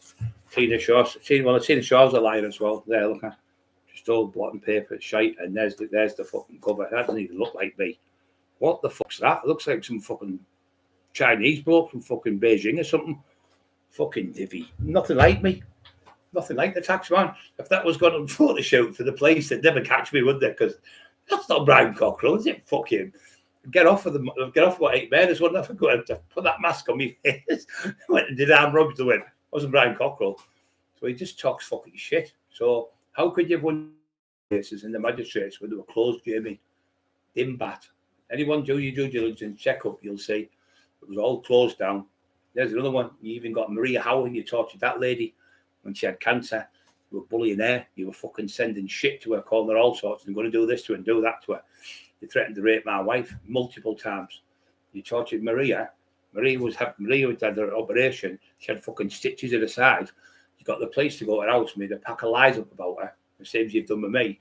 I've been on bail now. I talked to David the other night, the barrister went, that bail's no good now, Brian. 5 over 5 months. And Steve Mack said that to me. He said, I can't charge you with something over 5 fucking months. That bail's fucking shite now. It's finished. He said, they deliberately let you think that you're on bail. You're not on bail. I said, my mate said that. He said he spoke to his solicitor and went, tell Brian that once it comes the bail date, which was the bail date was over a month ago. It was 3 months I was on bail. I've now been on over 5 months. So I'm not on bail. So David said the same. He said, you're not on bail because the bail specifically gives you 3 months. And if it has to be more than 3 months, I said, well, come down the police station. So me and them, I got up. And we had to get up really early because up here, there's 21,000 people live. So you can imagine the fucking amount of cars. Most people have got 2 cars on the fucking front, some of them. So anyway, they've come out, 20,000 houses, I think it is. So 20,000 people. So we had to get a taxi early hours in the morning. It cost me £39 there and back. Got there, they went, oh, we've gone from Middlesbrough, we're at Stockton now. Why didn't you fucking tell me that when you knew I was coming here to take the fucking place, the fucking scumbags? So I sat in the fucking thing in agony because we besides. I said, look, it took me over an hour in the car to get here because it was fucking shocking the roads. And then I said, we've been sat here over an hour. And you said, oh, she doesn't matter. She said, just leave it today and we'll come and see you tomorrow. That was 2.5 months ago and they still haven't fucking contacted me. I've phoned 37 times. I spoke to 2 people and they keep putting the phone down on me, taking the fucking piss. So I've had my solicitors contacted them 5 times with emails and talked to them on the phone. Oh, I'll get it to phone you more. I'll get it to phone you more. They never phone. They're just taking the fucking piss. So I'm still on whatever. I don't know what I'm on. Fucking in limbo's the word. I don't know what's happening. Windows are dry. I'm telling you, Your Honour. He's lying. Fucking dismissed. First you said you were in that court. There was no court hearings for 8 months. Then you're saying you're dismissed. Then you're saying you won the court cases. And then you said you and Shelley went to the magistrates. What is it? There's 4 different versions you've come up with. Bullshit to Boyle. Bullshit to Shelley. And why would everything be taken down if I didn't have the proof? So when I sent the letter to Helen and she screenshot it and sent it to the Kindle Amazon, they're straight onto it. They're onto the fucking case because she's been in hospital for 2.5 weeks. She's been really poorly. She's contacted a really good friend of Emma's. I'm speaking to her tonight. I hope you get well soon, love. Love you a bit. Lovely lady. But she's on with it. But the other lady in America is on with it as well. Yeah, so just horrible, horrible people. They're horrible. My friend on here calls them Heridian. It makes me laugh. She called them Heridian honor. Heridian woman. Means horrible bastard, I think, in English. She ties it up in not so words, but Shirley will come on with shite and she'll put things like you'll say you'll want to talk shite, you Shirley. She'll have an epilogue. That like the fucking Bible, the passage of like the Moses of the fucking 10 Commandments. It's like thou shalt not drink anything. What the fucking? She's like she's obsessed. Her eyes like piggy eyes. She's got like that bulging out of her head. And when she sees food, when she walks down that pie shop, them fucking pies are shaking on the fucking shelves. She's coming, pies. She's going to eat this. They're all the pies are fucking shaking like leaves on the fucking. She please don't come in, please don't. She's like boom, boom, boom, boom, like fucking a rhinoceros coming down the fucking street, and all the cakes are what shaking, all the fucking creams melting and everything on the cakes, sweating like fuck the cakes. She's going to take us. She's going to buy us all. We're all gone now. We'll never survive this. She's coming to eat us. Fucking hell. She loves the food. She stands there all day and she eats like that fucking noise that goes, oh, you know, when people eat in the slop, she slops like a pig and she does that, scrumples the crumbs into the bag. and she'll do that. And one day she was doing it, and I don't told you this before. I was sat there, and I hate people slopping. I hate people when I'm eating food or eating that noise. So she was at the kitchen sink, and he was here at the table. And I was at that time, Bobby was up the other side. So he was asking me, dictaphone me, and she was going, you went like that because I was talking. I went like that to her. She stood there, and she sat there. She's got leaned against the sink, and she's got. I said to her, what you having a party tonight? She said, no, 8 bottles of pop, 1.5 litre bottles of full fat pop, full sugar pop, which was iron brew, and the other one was 4. So that was like 12 litres of pop she had. I said, what's that for? You party or something like that? She went, no, she said, that's for me. I don't drink coffee or tea, I just drink pop. I think, no fucking wonder you're the fucking size. She went, can you help me lose weight? I said, I'm a fucking dietitian, not a magician. Fucking hell, you having a laugh? So then she stood there going, eating this, and she's got a bag like that. She's pulling it out and going, eat, and then she's going, doing that with the crumbs off her hand because my hand's fucked. She's doing that with the crumbs going into the bag. Anyway, she's doing that for ages, right? And then she gets another one. She's got a pasty, I think it was. And then she's got a pie, and then she's got another fucking pie. Baked steak, bacon, that's what she had. And then all the crumbs are falling. So this went on for about fucking an hour or so, non-stop. And then she went and got 2 cakes out and started eating the cakes. I went, fucking hell. And she was rattling the bag going, doing that noise. I was getting on my nerves. So then I looked at her feet. And I swear to God, there was a mound of fucking crumbs. I tell you what, it was like fucking Kilimanjaro, like a mountain. And she stood there, nom, nom, nom, nom. She never stops eating. You come in one day, there was parmesans, pizzas, cakes, pops, everything all over the place. And I had to clean it. And it was the day I did the first interview. And I said, fucking, because I'm like spotless, I don't like muck. And I thought, what a dirty woman you are. Dirty knickers on the floor, dirty, pissy underpants, well, pissy, piss the bed, fucking him. Pissy boil. Pissy self-shame. I said, why is all the cat? Why do you always have to keep having these cushions off there? He wheezed the settee, wheezed the bed. Fuck it. And she, the first time I met him on the bus, he pissed the bus. She said I had to take him up. My mum's, it was so embarrassing. And I said, was it embarrassing? No, I thought it was funny. Fucking hell, I'm not right in the head there. But Maria was fucking arrested for about 18, 20 hours, put in a fucking cells with a little son, Peter, and their other son, kids. One's got ADHD, one's got autism. And fucking sat in fucking cells, obviously fucking scared shitless, you know what I mean? Because we're going to lose her kids or something. And she had cancer. She just had the operation and she had the fucking stitches in still. And he was going, ha, ha, ha, laughing at her. And he was doing the same with Emma. Got that brick come through, nearly hit Emma in the head. He went, well, I better pay the lad. They called himself Gary Smasher out the base. He went, well, I better pay the lad the money back when he hasn't. No, the lad better give me the money back because he hasn't done the job right. In other words, you want to get her killed. But when Emma phoned the 999, they don't turn up for us. She phoned 999. Well, fire bombs through my house, petrol bombs through my fucking garage. My garage was on fire. My fucking house had smashed the windows. He never even got charged. They never even took him in the police station. They said, can you pop down 19 days after all the fire attacks and petrol bombs and everything? He was asked, can you come in the police station? Never had no like in my fucking life. I was once around the Teesside Park and I was parked. And we've all done it, and you start the car and it's engaged, you jump forward, and then he touched the man's car, just touched the car like that, and only a little touch. I went, here, mate, I'm really sorry. And it was a little scratch. I said, here, there's 20 quid, get a new number plate. It was about 20 years ago. So he said, oh, what it is, I might have to get the police. He said, what do you mean there's a little scratch? Oh, fuck off, you divvy. He said, I said, I live such and such, give me my name and address. I'm going, you fucking crank. It was near Morrison's in Teesside Park. By the time I got home, there was 2 armed response on the front for fucking jumping forward. I told the cop, it's because of you, it's because of your name every time. So, and then it was at Redcar one day, and we were getting some fish and chips, me and Bobby. So he was in the fish shop, and I was outside, and this fucking security guard, not security guard, them fucking traffic ones, the fucking bullying bastards. He went, big fat fucker he was, big scruffy beard. He went, looked like Johnny Vegas, do that type of stamp. He went, move your car, I'll move it for you. I went, give us a minute, mate. I said, they're on a special fry. They have to be, say 8 minutes to fry. It was the first fish shop me in Lee Duffy got food in, and it was on the front. So I said, the lad said, it'll only be another 2-3 minutes. He said, I've just told you move it and I'll move it. I said, oh, you think you're talking, you fat cunt? He went, so he's three or four mates. I think it was four coming around the corner.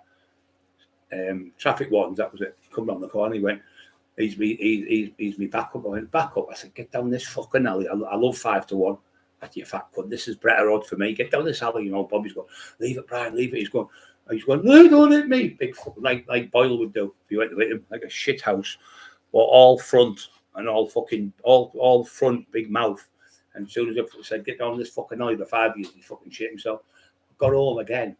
The cops come and went, have you just assaulted a police officer in Redcar? I went, no. I told him what happened. I went, told about the fish and chips. He went, fucking hell. He said, this is ridiculous. The same copper, but he was in the car. But the other one come, he waved at me. I went, so I walked up. I said, you mean the other day? He went, yeah. He said, same time. He said, just because you are, Brian. As soon as you fucking name mentioned to come, armed response. Every time we have to come with armed response because I'm down, obviously, for the firearm offences, which I never got caught with or done for, but I'm still down with them, you know.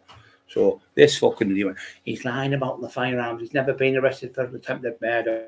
When you did the book, you went, Brian Cockerill was at the pinnacle of the tree at the top. He was the biggest gangster in this area. The police was a thorn on the police's side. Me and my wife really love Brian. He's a great lad. He would never hurt any innocent people. But behind that smile was a deadly man, he put. That was what he put. And then he said, but Brian never ever taxed only tax baddies. It never hurt the members of the public. It would never hurt me and my wife.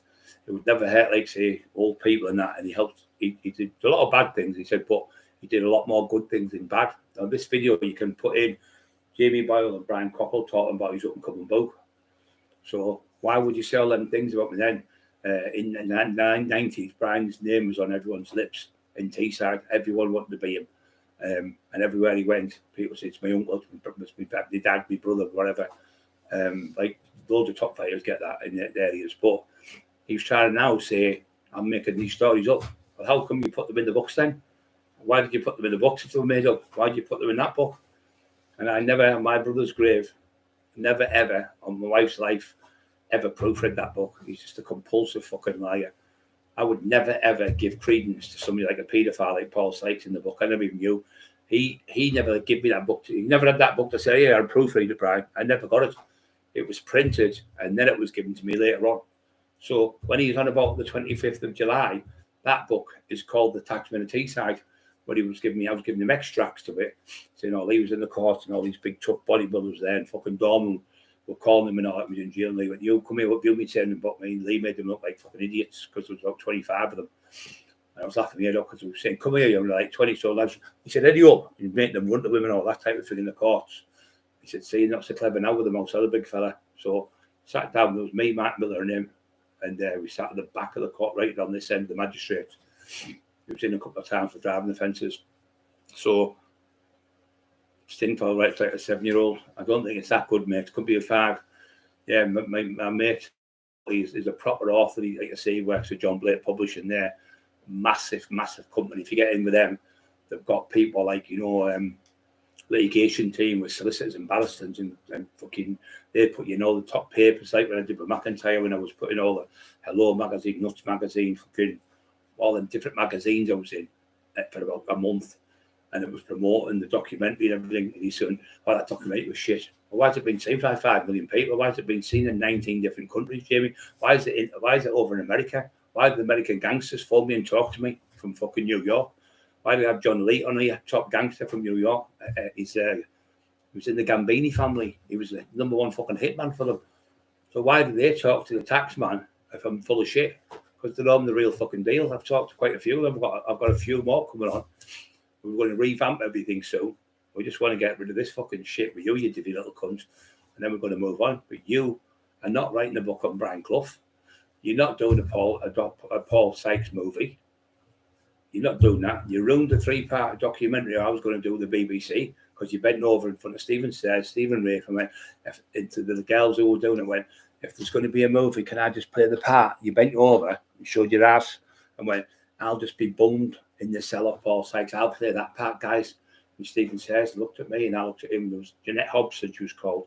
The other lady was like, you know, you see them with the tweed suits and that, like farmers, like millionaire ones. She was like that. She was a litigation lady, like a solicitor.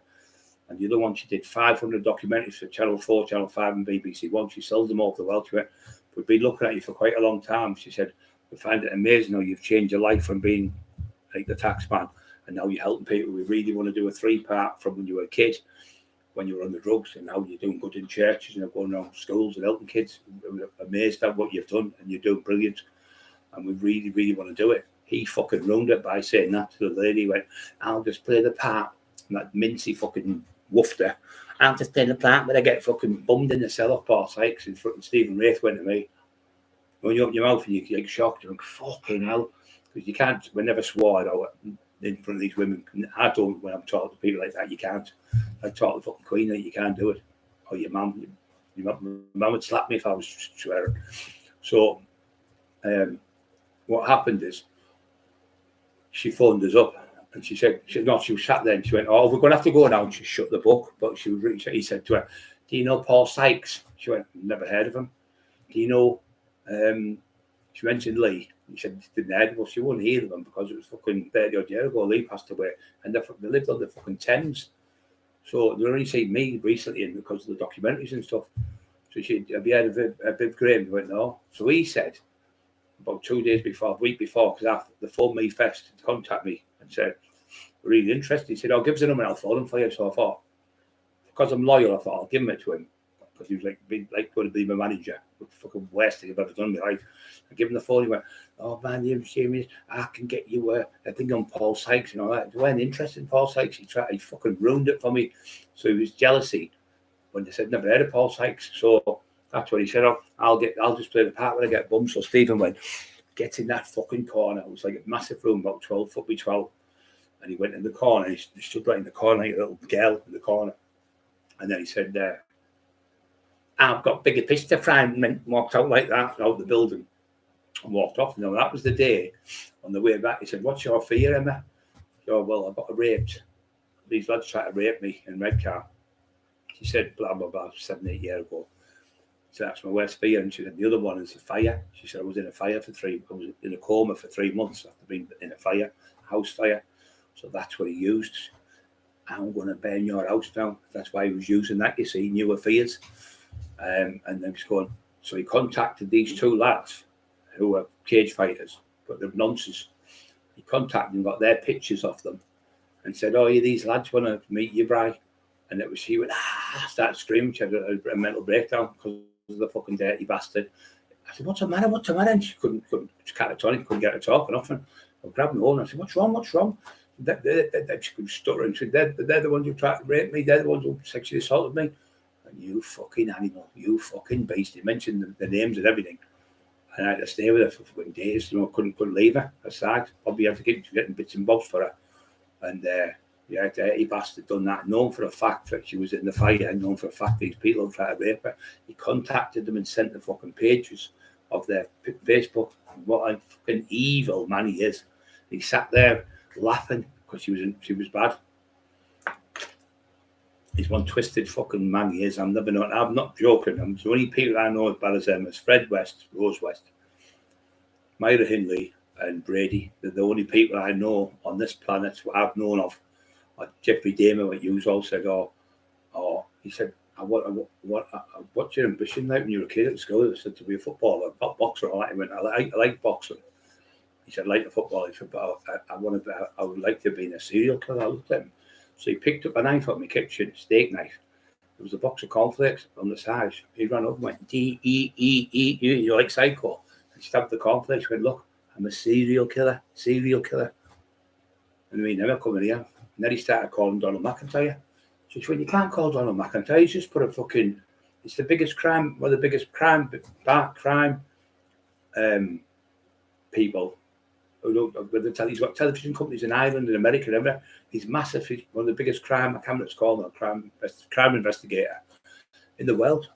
And he's giving you the honor. He come on my book and said, Brian, the greatest thing Brian Cockerill did was getting off the drugs. I'm so proud of him. He's a lovely lad and he's loved by the people in his area. So why did Donald say that? Because of me, not you. So that book, obviously, when people say forwarded by Donald McIntyre, and then he's pretending that he got it forwarded by Donald McIntyre. He's never been fucking met. Donald McIntyre spoke to him. He just lies. He said, his house. He said, that's what you've been doing. He said, I've just been on the phone to Robin Williams. I said, the actor. He went, no, the singer. He He said he's got your book, he loves it, and he loves the Lee Duffy books and Hold the Moon. He's got them, and he watches them all the time. I looked at him, I'm just fucking, you up in my head. I thought, is he telling the truth? I thought, maybe he is. The next minute he went, I'll just to me and talk there. Thingy Frail. Did the first lesbian scene in Brookside. You remember Anna Frail? She kissed her in the lips until I tell you about 7 o'clock. People went mad about it, but obviously it was fucking pathetic. So he said he was seen there for months and months. He was going out with her. That was his girlfriend. Then he said, Gorgeous George of Snatch. He said, he's a nice lad that. He's friends with Joe Egan. He said, he thinks the world of you. He thinks you're great and he loves your books and all that. I thought, you just fucking take your knees up, yo. So every time I come, he'd be on the phone and then put the phone number. I said, well, why didn't you let me talk to him? He said, they're funny, they like that. And I thought, you're just a fucking bullshit. So that's when I knew. It's just lies. ABA champion. He said, I got to the finals of the ABAs 3 years in a row. So he asked Matty Chen, he went, he's fucking worst boxer I've ever seen in my life, he said. I had to throw him out the gym. Then he went to Dennis Powers, he threw him out. Then he went to fucking the Welly kicked him out after 3 sparring sessions. He got battered that bad. He was covered in blood, crying. About 9-10-year-old he was. So they said, you can't come back, son. He never boxed again. Boxing career. Then he said, my boxing career was going so well. I was making good money from it. What, 9-year-old? What a load of fucking shit. Then he said, you never knew fucking Kev Robinson. I've made it up. It's in the book. Were you there? It's in the extract in the book. Me, my friend Kevin Robinson was a boxer. We used to box together. Went to Hartlepool and we went to see Dave Garside boxing in whatever place it was in Hartlepool. So you denied that and you said you never lived in the Colby Young, Hamilton. So I said, other people told me that Kevin stopped you from selling heroin on that estate. And you told me you were selling heroin for a certain person who tried to get Lee Duffy shot. But he got Lee Duffy shot trying to kill Lee. So you're hanging around with the people who fucking try to get Lee killed. You're a fucking lowlife, absolute lowlife. All it is about you is money. And when Laurie, God bless him, asked you, basically begged you not to do the book, you still did the book. He said, look, he had cancer, he was dying, really bad cancer. He said, the last book you done was terrible. It was like all made up stories. He said, I don't want to do a book with any books with you. So he said he had permission off Laurie Duffy, which is Lee Duffy's brother. A lovely lad. He was a Christian. He helped loads of people. And he was a good lad. So then he went from there, because he's got like bits of photos with him and everything. Can I get a picture in that? So anyway, he went from there. I've just been given permission that I've been asked to talk to you to get stories off you about Lee Duffy. He said, I've got it off Carol Edwards. I've got it off Laurie Duffy. And I've got it off somebody else, another member of the family, I can't remember who it was. So they then started giving him information, and Rob Suggett, my other friend, lovely lad, Rob, really nice lad, really intelligent lad, friends for 30 odd years, never had a fallout with him. So Rob's telling them stories, thinking that Laurie said he could do it. And then when they found out later on that Rob never gave the fucking consent, he said they were both crying in the pub. They had a drink, they both were crying, going, we've let Lee down us. I said, no, you haven't let Lee down, you've been conned by a fucking con man. So he didn't give consent, Laurie, and he died not long after it. And they were brought out. Terry, they'd known him since he was a kid. Terry never older than him, see. And Robert's older than him. But fucking just lies all the time about everything. Compulsive liar. All the time, can't stop lying. Every time he gets up out of bed, the first thing he does is lie. That's all he does, lie. It's definitely not made up right. I mean, to go to your mum's and your mum lock you out, I think red flag. Fucking my mum loves me. I went the other week. My mum seen me on for about a year, which was what my own fault was because of the injuries. I thought she sees me, she'll fucking have a stroke because she had already had a stroke. She was poorly and she broke her leg. So I'd never seen her for a year anymore. I got to see her. Oh, my son. She was doing that. I was fucking tears on my face because I could see how much love she had for me. And she was like, all like that. She's 76-year-old, and she grabbed me like that, holding me, and then I had to show my next one. Oh, Jesus, Mary and Joseph, what a Scottish she is. And I sat about 2 hours with her a couple of weeks ago. She loved it. Old Jamie took me over, and then we went and seen my dad. And my dad, hey, son, how you doing? You're all right. You're looking good, blah, blah, blah. He can't even go on his own fucking, he hasn't even seen his own grandkids. He's not allowed to go near his own fucking, his sister's children. They won't let them near the children. Why won't they let you near the children? That's a red flag for me, definitely. Graham McCormack, Cartman, love it. Freedom Cartman. So what I might do, if anyone starts being cheeky on here tonight, I might get Jamie Boyle to come and live with you for a week. No one else be cheeky again, wouldn't they? Imagine getting padded up with him. Oh, you're in me, Jamie Doyle. Oh, I'll do you the movie, mate. I'll put you. He did it to Power. He did my little pal, little Vulture, European champion kickboxer. The real deal, not a made up bullshit. The proper real deal. I've known him since I was 8, 50 years. He said to him, do me a favour. He said, I'll do your book. I'll do a documentary on you. And he said, I might make a movie with you. But all you have to do is call Brian Cockerill and get the fuck away from me now. Get away now, or I'll knock you out, you daft cunt. I've known that man for 50 fucking years. So we used to play in Westfield Road, me and Vulture. We used to play these daft games like run across and all that stuff and kicking the can and football and all that stuff. He was trying to get Vulture to call me, and Vulture went, fuck off. And he tried to get Richie, he called me Richie Horsley. Richie wouldn't do it either. I tried to get Mick Sorby to call me, he went. So Mick wouldn't call me. So then I got my car MOT'd about 6 months ago. And I got a couple of things done to it.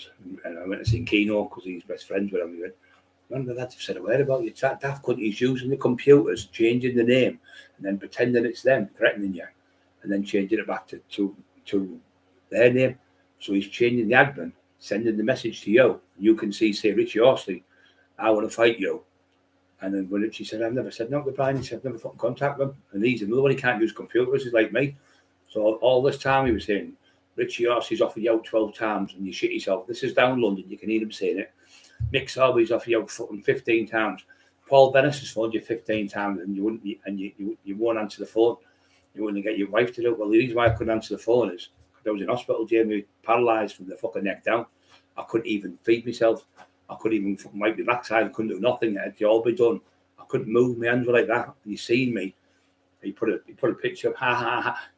Not so big now, are you, tax man? When I was walking around with Bram and all them, when I was come out of hospital, I was like that. I couldn't hardly walk. They were lifting me up and sitting me down, lifting me up to try and get me back on my feet.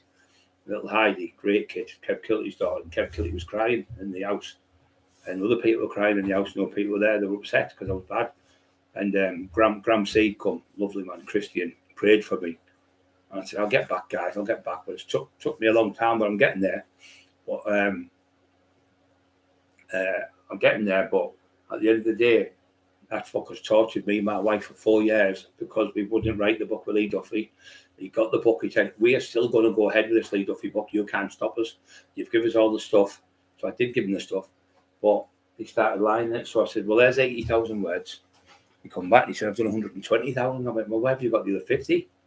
I don't 130,000, sorry. So I said, where have you got the other 50,000 words? He went, I'll just put my own spin on it. I went, I don't want your own spin. I've done this for the last book. You never give me the chance to proofread the fucking Resurrection of Brian Cotton. Now you're doing it again. Oh, no, you can read it and all that. You know, anyway, fucking, I said, no, anyway. He wouldn't give me it. Kept saying, no, I'll give you it next week. I said, no, wait, I'm going to do it again. So I phoned Rob Brenton, War Cry Publishing, War Cry Press. I said, look, Rob, I'm not putting my name to this or nothing until I get fucking proof. Because the last one, he had Paul Sykes in it. And he said, oh, no, he won't be in it. I said, look, I need the proofread. I have the right to proofread the fucking book. He said, well, I've got 50,000 words here, which is what she's got, which he's already typed out. Pardon me, 50,000 words, he said. So he sent me them. Now, this night, it was August, and it was Lee Duffy's anniversary. I didn't have a fucking clue. I didn't know. So she went, don't forget to smash the like buttons, Hugh Hardberg's, Hangman Audits, other brilliant people. Don't forget to push the like buttons. Only 75, 160 people watching. So we decided not to do the book, me and Emma. I said, I'm not fucking lying about Lee Duffy. There's no chance. There's no way I'm doing that. I wouldn't do it with anyone make fucking stories about someone. It's not true. So I thought to myself, no. So he said, oh, you have to do it. We're just going to go ahead. I said, well, that's plagiarism means theft of somebody's book. It's my book. So my friend Kevin Brown was here, and he gave me a story. Kevin, no one knew this. No one knew the story. And we put it in the book. And he said, if you put that story out, I will sue. You know, Kevin's been to court 17 times for lawsuits, and he's won all 17. He knows the law inside out. used to work for an MP. He's a criminal. He was a criminal, but he was in jail, and he did a painting decorating course. And when he did this building, painted anything on it, the MP come said, "Do you want a job?" He said, "Yeah." He said, "I want you to paint my house." So he painted his house for him, done all his house for this MP. When he finished that, he said, "Do you want to work with this?" He said, "It's not painting decorating." He said, "It's just to hold the paintwork and that for me in the House of Commons." So I kept him work 6 years in the House of Commons, carrying this, like a what do you call it? Fucking not a manager, fucking assistant. Helped him with the paintwork and put things there, made cups of tea and all that for him. So he worked with him for 6 years. So he learned stuff about litigation and how to sue people through this MP. So he said, "Will you do that?" He said, "Mrs. Boyle." She went, "I never lose. I, Shirley Ann Boyle, never lose." She put up like a divvy, like a narcissistic fucking Napoleon or something like the fucking Queen. So you did lose though, didn't you, Shirley? Because where are you now? You've got no fucking house. Your house has been took off you, repossessed. You've got no fucking top of the range fucking car and house. You've got no friends. You've got no books. You've got no money coming in. You've got no documentary money coming in. You've got nothing. You haven't got a fucking penny coming in because everything's been taken down, everything been stopped, and now you're looking for. Now you could be going to jail for fraud with the dole because the dole had you in and had you on tape recording Jamie for about an hour where he was saying, how have you got £15,000 in the last 12 months? Oh, well, what it was, I'm a book author, a boxing author, I'm a boxing author, and I go around interviewing boxers. He said, "What are you trying to say?" He said, "Well, I took £15,000 out of Liverpool." He said, "You're telling me you went to Liverpool and Manchester over a weekend, rough at places like that, but £15,000, which you couldn't even get it in your pocket, £15,000, he's right, the man." So he said, "Oh, yeah," and I interviewed Tyson Fury. I went, "Fucking hell, you fucking divvy." He said, and then, "Well, how did you know him?" He said, "Well, I just walked off the street. I knew what gym he was in." "Well, how would you know he was in the gym? What a load of shite." So he went in the gym and he went, "Oh, yeah, no problem, I'll do it. Now, Tyson Fury only did two interviews that year in about 22 months, I think it was, 24 months. And both of them for the BBC, and they were £1 million each. So why would he sit waiting for that crank? Tinfoil and he's fucking, just have a line, won't be a minute. But look, just get a bit of brow rolled on, pure shit. He said, so, because I knew Ricky Hatton, and he was training him. Oh, yeah, he said, "Oh, you can interview me first." So he said, "I'll give him £2.5 grand, Ricky Hatton." This is in the Dole list, because the Dole had him in the fraud squad. So he said, "You've got £15,000, you put it in your wife's bank account over the last, say, 13 months, £1,000 a month every month. And 1 month you put £3,000 in." He said, "So where's that money come from?" And, "Oh, well, Robert Brennan, the War Cry Pubs, War Cry Press, give me that money to go and interview boxers." He said, "Well, wouldn't you just give them a check? Wouldn't you just pay them by check?" He said, "Oh, no, it's just because." So he got £15,000. It's very hard to believe. This is beggars belief. So he said, so then he said he fucking interviewed Ricky Hatton, £2.5 grand. £2.5 grand, John Fury. £2.5 grand, fucking Tommy Fury. £2.5 grand, fucking Tony Bellew. He went the next day to Liverpool and interviewed him. Complete fucking lies. So that was £10,000. He said, "Oh, yeah." And so he said, "That was 10 grand. So he had 15. He said, "Yeah, but I had to pay them £500 each for a hotel." And I'm sat there laughing like fucking side. And you fucked here. So he said, "Well, how did you get there?" He went, on the bus to train. "Where's the train stop?" So the bus stop, "I've lost them." "What hotel did you book Ricky Hatton in?"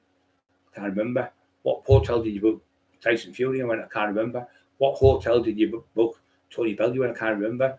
He said, "You don't seem to be able to remember a lot for someone who's a boxing enthusiast and an author." He said, "So why have you not contacted us with this £15,000? That's fraud and deception, what you've done here, because by law you're only allowed." Right, John Bishop? All right, brother. Seen you for ages, John. So he said, "How have you got £15,000 when you get paid off us every month? You should have told us this change of circumstances." So the Dole, he was only a little bloke. He looked like Captain Haddock off Tintin. That's what he looked like. And the woman, they looked like, the 1970s cops with all the black gear on. They looked like that. But they were fraud squad. He said, "Oh, by the way, fraud squad." So they come in there. We had to come in and push the button on the tape recording. Beep. I go, "My name's Brian Cockerill. Date of birth, blah, blah, blah, blah." Same as you get an interview off the police, because that's what they were, fraud squad for the Middlesbrough Dole. 2018, was it 2018, 2019? I can't remember which year it was now. Could have been, I think it was 2019, about November. And we got there, there's 3 big doormen on. Hey, a big Brian, we don't have, all right, make a couple of them back on the door.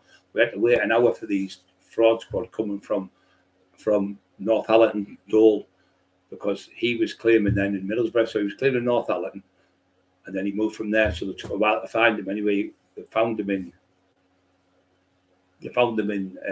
Stokesley, and gave him a letter and said, you need to go to the Dole, and we need to speak to you, it's a fraud squad. So like I say, he went in, we had to wait an hour, we had to go in this room, and it was just an old, like a brand new desks type thing, like a school desk when you're at school, you know, the old fashioned one, not the old ones, you know, the teacher's desk. We sat around that, and the woman was there, and the man was there. I was there, and he was there, and I said, I'm here to represent him today because I'm his Mackenzie friend. So I helped the fucking bastard get off with it. I represented him, and I said, what he does is, I said he suffers from bipolar, which I found out was all fucking lies, because his nephew said he hasn't got bipolar, he hasn't got asthma, it's all fucking lies, he's full of shit. He said, I've known him all my life, he's his nephew. He couldn't see him in the hospital, this lad. So anyway, he's telling all this fucking shite, and then he said, well, how don't you know any hotels, what you put them in? He said, how have you had this money? He said, you've had it on the festive every month, sent from Barclays Bank in such and such in Wakefield. So that was Rob Brenton. That was the money off the books. So he was claiming he was getting the money off the books, claiming money. He was claiming dole. He was calling people, going, get a job, you bum, I work 7 days a week. No, you don't. You sit sniffing shit 7 days a week and bullying people. So you were claiming that. Why don't you go to the police now and go to the fraud squad and say, Brian Cockerill's there lying about me on here, saying I fraudulently claimed the dole money. He did fraudulently claim it, Jamie. He did fraudulently. You and Shirley, she was claiming family credits at the fucking thing, you said, at the Citizen Advice Bureau whilst working for the CAB, Citizen Advice Bureau. So he said, well, your wife's working the Citizen Advice Bureau. You're not allowed any more money. You've had £15,000 in 13 months, more than you should have. So he said, we're going to have to leave it today, but we're going to have to get back to you because it's fraud and deception what you've done. So I never probably got off with these fucking police friends again, but that's what happened to him. If I'm lying about this, why don't you prove it? Because I can go down with a solicitor and I can go in the door and say, right, do you know them recordings? Because I'm on them recordings. I can go in there and say, I want them recordings of me talking with Jamie Boyle on the day when he had the £15,000 where he fraudulently claimed it. So you went happy robbing me and all the other 22 subjects, you were getting all the money off. You were robbing the door. She was working for the Citizen Advice Bureau, and you were fucking robbing the what do you call it, the decent people of the money because you were getting more money than you should have got, and you sat there fucking robbing people and calling people. And why don't you and your wife go to the police and grasp me up then and make a statement? Because this tape recordings are still in the fucking door. That's why you're dead. I've noticed when I tell the story, Jamie, you never say no back. I noticed all you never say, well, I'm going to get you done for this. I'm going to get you done for harassment. Why don't you go to the police? I'm harassing you now with this. You stole £15,000. I've seen it with my own eyes because the paperwork was put. May I take a look at that? I looked. £1,000 on the festive setting of every month for 12 months. And 1 month, I'll tell you what, this was God bless him, was Paul Lee Duffy. It was Lee Duffy's fucking book. He sold Hold the Moon, whatever it was, in that month. He said, I got £6,000 within 6 months off that book. He said, I put £3,000 down on the house. He said, then the rest of the money, Robert Brenton lent me £1,500 so to get the carpet. So off Lee Duffy's book, you got your house off Lee Duffy's book, you got your furniture, you got your telly, you got your cooker, you got your washer, you got all the stuff off Lee's book, and then you call Lee names and you're torturing Lee Duffy's fucking family, Carol Edwards and fucking Shelley and all them. I can't wait till I fucking bump into you. I really can't. And if Lee was here, he'd fucking destroy you, absolutely destroy you, knock you out. And as soon as you woke up about 3 or 4 days later, he could knock you out again and again and again. He would never leave it because you were fucking evil, torturing that lady and her family. She's not been well for years. You know, she's been really poorly. Bullying a woman who's sick, bullying like Maria Howard when she's sick, bullying Emma when she's sick, bullying sick people, bullying when I was fucking poorly. But I'll meet you anyway. You want to fight me, do you, Jamie? Well, meet me, you fucking little coward. You've gone on the run, you're hiding out the way, you sneak about, slither about back and forth in the Teesside to get your brown and your CRACK and all the other fucking shit you take. And you slate people and call people, but then you're using them to make fucking money. You got your house and all your house furnished because of Lee Duffy's books and documentaries. That's how you got your house. You were always in council house, and there was nothing wrong with being in a council house, nothing whatsoever. But you got up the tree a bit because of Lee Duffy. And then you're calling us saying, fucking never doing another book on gangsters and villains. They're all pond life. No, you're the fucking pond life. You're the pond life where you suck every penny out of people, and you're pretending you're working for the fucking, you're pretending to the door that you were working for fucking Rob Brent as a tea boy, 16 hours a week. They went, but wait a minute, it costs £10 there and £10 back on the train. That's £20. So how does that work if you're only getting, I think it would say £8 an hour, say £8 an hour, I think. That means if you're paying £20 a day on the bus, on the train. So if you're only getting fucking 8, 16, 24, £32 a day, that means you're only working for 12 quid. And how to get home from when you get off the train, you've got to get the bus. So that means you're working for about £8 a day. It doesn't make sense. You wouldn't be able to live off £8. So he couldn't even cover himself. He's that fucking daft. This bloke was really clever. Well, they had them fraud squads, as you know. But they had him in for about, they drilled him for about an hour and a bit. He just said, beggars belief, he said, how can you not remember what hotel you put him in? What hotel did you stay in? Then he said, oh, I forgot. Couldn't even remember your own. So something like that, you know yourself, guys. If you met somebody like fucking Tyson Fury, you'd never forget it. You'd remember it for the rest of your life. You think, fucking hell, he was talking to me, he said that, and he said this. You'd remember everything, but he couldn't remember nothing. And then Tony Bellew, one of the greatest heavyweights again, you'd think, fuck, he's talking, you'd be like, starstruck, I'm talking to Tony Bellew, the world fucking champion, the fucking world champion, who beat David Hay twice. So you'd be sat there and you'd remember everything in that conversation. You'd take it to your grave and you'd think, okay, I really met fucking such and such. You know, it's like when I met Phil Taylor, it was like an honour to meet him. It was just on the internet. I thought, this is the legendary Phil Taylor. I remember nearly every bit of the conversation because I talked to a man I used to watch and idolise as a kid and play darts and try to copy and emulate him.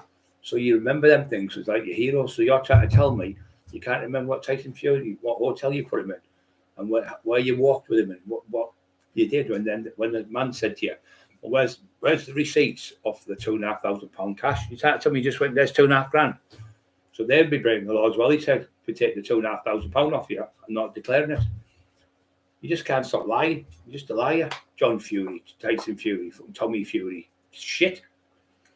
So why don't you get me done by the police? Because it's easy to do. Because all they have to do is go and talk to Tommy Fury, Tony Bellew, any of them, and say, well, he's telling the truth, Brian's out of order. I'd be charged for malicious communication and slander. So I know you're a thief. You're a thief. You fraudulently got money off the door. They had you in. I was your Mackenzie friend. And I'm telling everyone you're a thief. You've stole money off me. You've stole money off Terry. You've stole money off every single person with the books. And then you're calling people on the door. Your wife finds out where people live. She even did it with Carol's friend. She pretended to be, I think she pretended to be Carol to this woman. And pretended to be this woman, pretended to be Carol Edwards to this friend of Carol's, contacted her and pretended she was a friend, talking to her on the internet. And it was all fucking lies. It was fucking her. Shirley pretended to be fucking Carol Edwards, I think she said today. And speak to this woman that went on, Carol said went on for fucking months. So that's what she does. She's fucking horrible, trying to find information on people, to call people. Did it with Emma, pretend to be people we've had. They've come on as different people. You did it with Simon Ambler. You got Simon Ambler to threaten to burn my house down. I've got the screenshots. You got Simon Ambler offering me out for a fight. I've got the screenshots from your unique phone ID to Simon's phone. Simon come to my fucking house and showed me everything. Then you send in gay rape porn to me and Emma with a young lad getting raped by 4 or 5 other men. You're not right in the head. You're definitely sick in the head. You definitely need section and you're mentally ill. Definitely.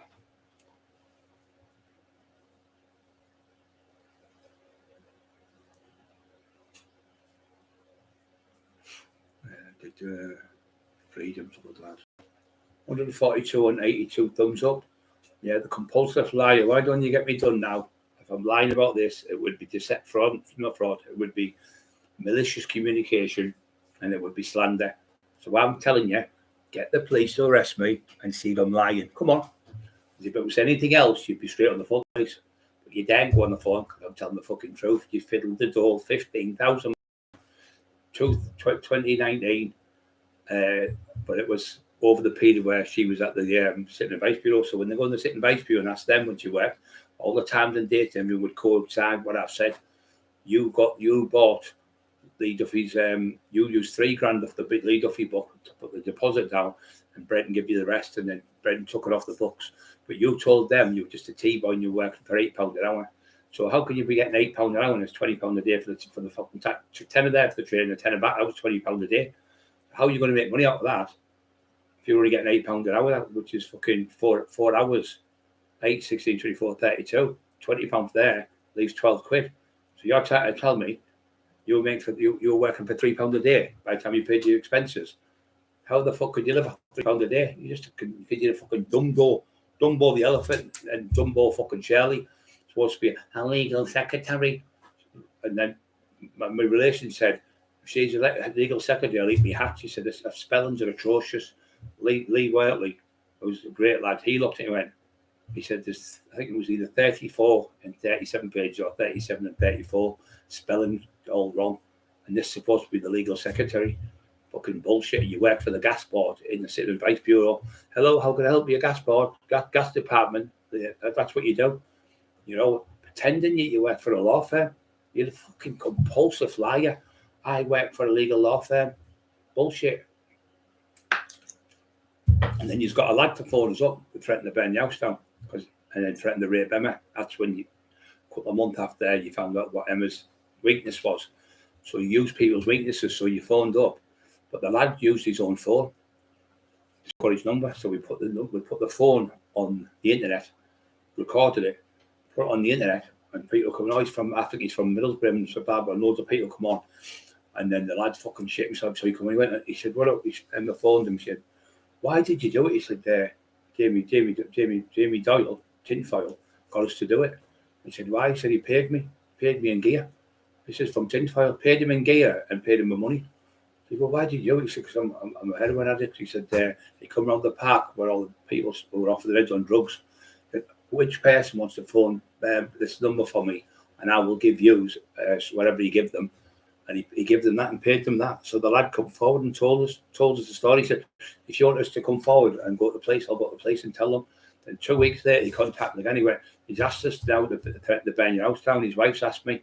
I said, what? She said, he said, threaten to burn his house down. If you don't threaten to burn his house down, she said, I'm going to get your dole money stopped because I'm a legal secretary, and I'll contact the dole and stop your dole. So he said, and I don't know what I'm going to do. She's like, I'm a heroin addict. I need the money for the drugs and stuff. He was crying on the phone. He was, I don't know, 20-odd-year-old, I'd say, could maybe only a young kid. He said, I said, listen, she's full of shit. She's just blagging you to do it. Don't do it.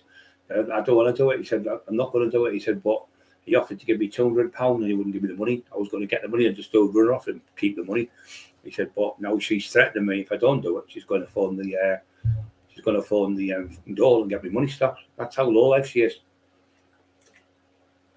Why don't you go to the police on me, Shelley? Hey, why don't you? Why don't you go to the police, Jamie? Say I'm lying. And we'll go down the door. I will go and see the man with the black beard and the woman who was there, only little from North Allerton, Dole, fraud squad, come through to Middlesbrough, and you were recorded on recordings by the fraud squad for thieving £15,000. Interviewed Tyson Fury. It's the biggest laugh I've ever heard in my fucking life. But how come you never speak to him? Okay, if you've done an interview and you knew everything, why didn't you get him on the phone to me? Or why haven't you done an interview since? Or had him on your YouTube channel? You're fucking full of shit, that's why. Bullshit. Karma's a great thing, yeah, can't, man, that's what's happened now.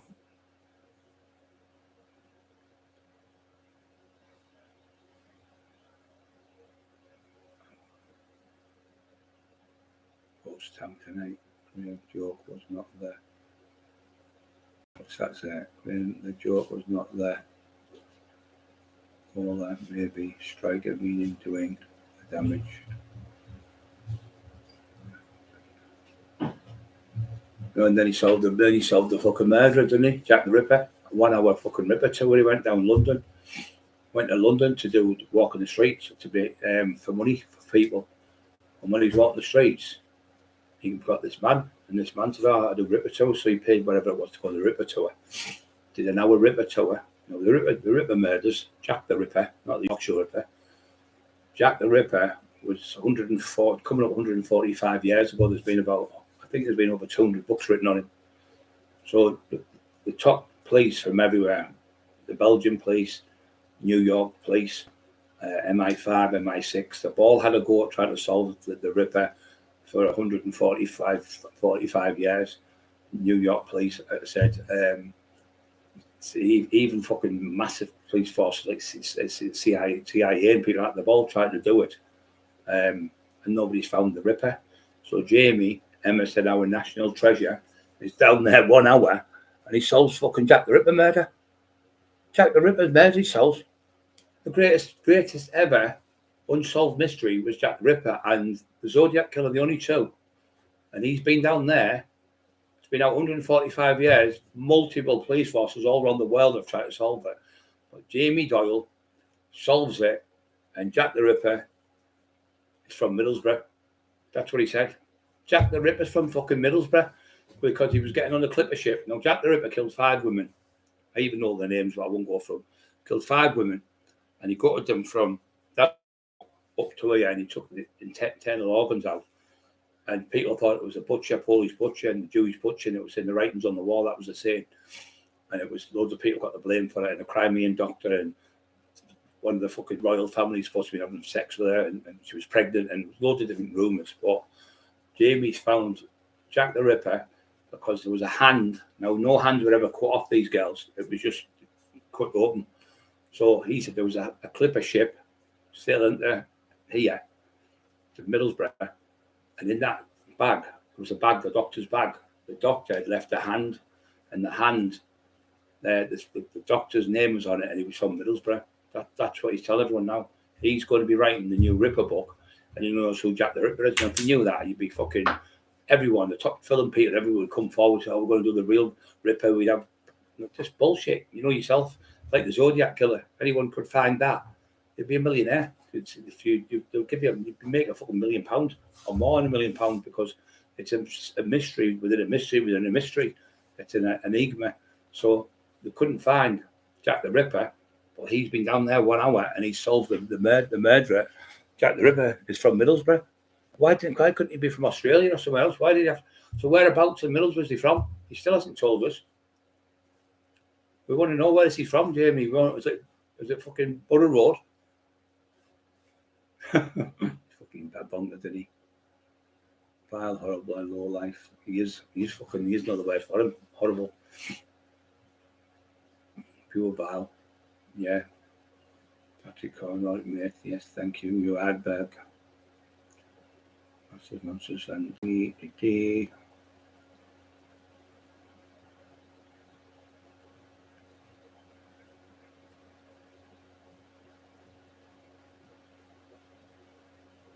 then he said he was out. He said his book, my book on Jimmy O, he said, was outselling Mike Tyson's book, the fucking book, paedophile Paul Sykes' book. Paul Sykes' book was outselling the greatest boxer, arguably of all time, Mike Tyson. Fuck off. And then he said, I'm even selling more books than J.K. Rowling. Fucking Harry Potter, whatever she's called, the J.K. Rowling, I think. I'm outselling there, he said. And what they've said is that me and Oscar Wilde, I'm the best author on these English shores since Oscar Wilde. Fucking grand delusion. And they're going to give me an award for selling more books. I'm Teesside's #1 author. I'm getting an award for that. And they're going to give us another award for outselling more books than anyone else on the internet. And he said, they come up and he said, Jamie is the best crime writer of all time. We know that's you answering your own questions. That's what you do. You put on your own reviews. You do it all the time. You're fucking deranged. 90 thumbs up, 138 on still. So,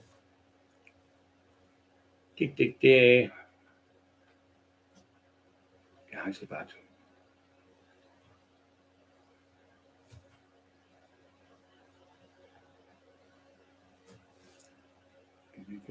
Everyone's laughing. Yeah, that's that. Yeah, Jack the Ripper. Self Jack the Ripper. What did he play in defence? Or was he playing? Did he play for the Borough, because he was cutting right through that defence with that knife, because he had a big knife, didn't he, Jack the Ripper? So I said to him, what was he playing? Midfield. He was cutting right through the midfield with a knife. He's fucking deranged, didn't he? Jack the Ripper solved the Jack the Ripper murder. It wasn't happy enough he solved the Jack the Ripper murder. He had to be from Middlesbrough, where he's from. Fucking sister. So this is what you got to put up with, guys. The shit that comes out of his mouth. We walked away with 3 court hearings. There was no court cases. The court cases were dismissed. So every time it's a different story. Fucking shite. There was never any court hearings. Well, you've just admitted that you went to court with Shirley and won 3 court cases. Lies. You're saying now your books aren't taken down. They are taken down. There's a couple of Lee Duffy ones and a couple of others. But the big entourage, he had about 22 books. They've all gone. You'll never get another one. We found out she died. It's fucking mental, isn't he? Totally deranged. That's why your own mother and father won't have you in the house. None of your family speak to you. None of your siblings, nothing. Your door's locked on you.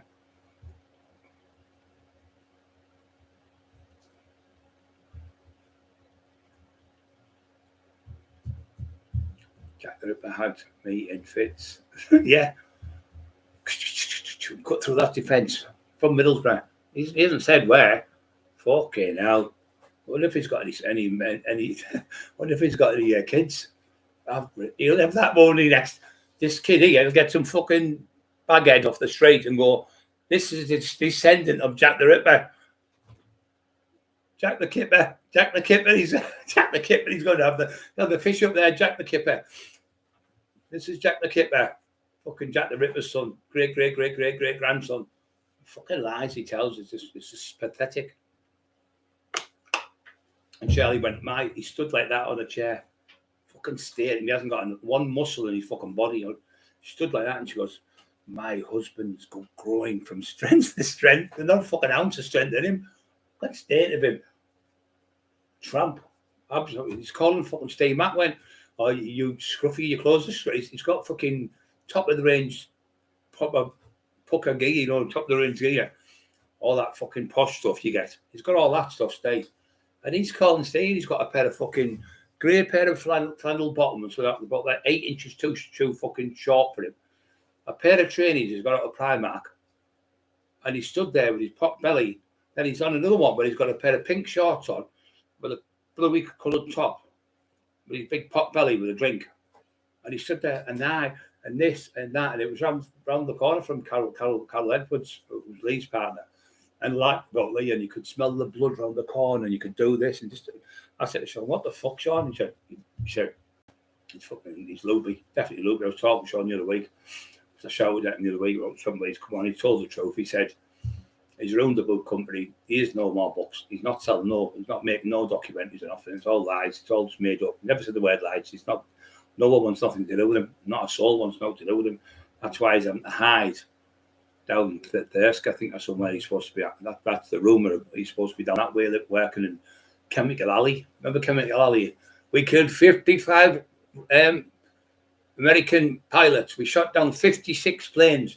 We shot down 500 tanks. Used to come on Chemical Alley, remember, in the war, fucking Iraq. Chemical Boyle. Putting him in a chemical factory, he'd be fucking sniffing that anthrax. Coming out like that one, off his fucking head on anthrax. He's sniffing battery acid.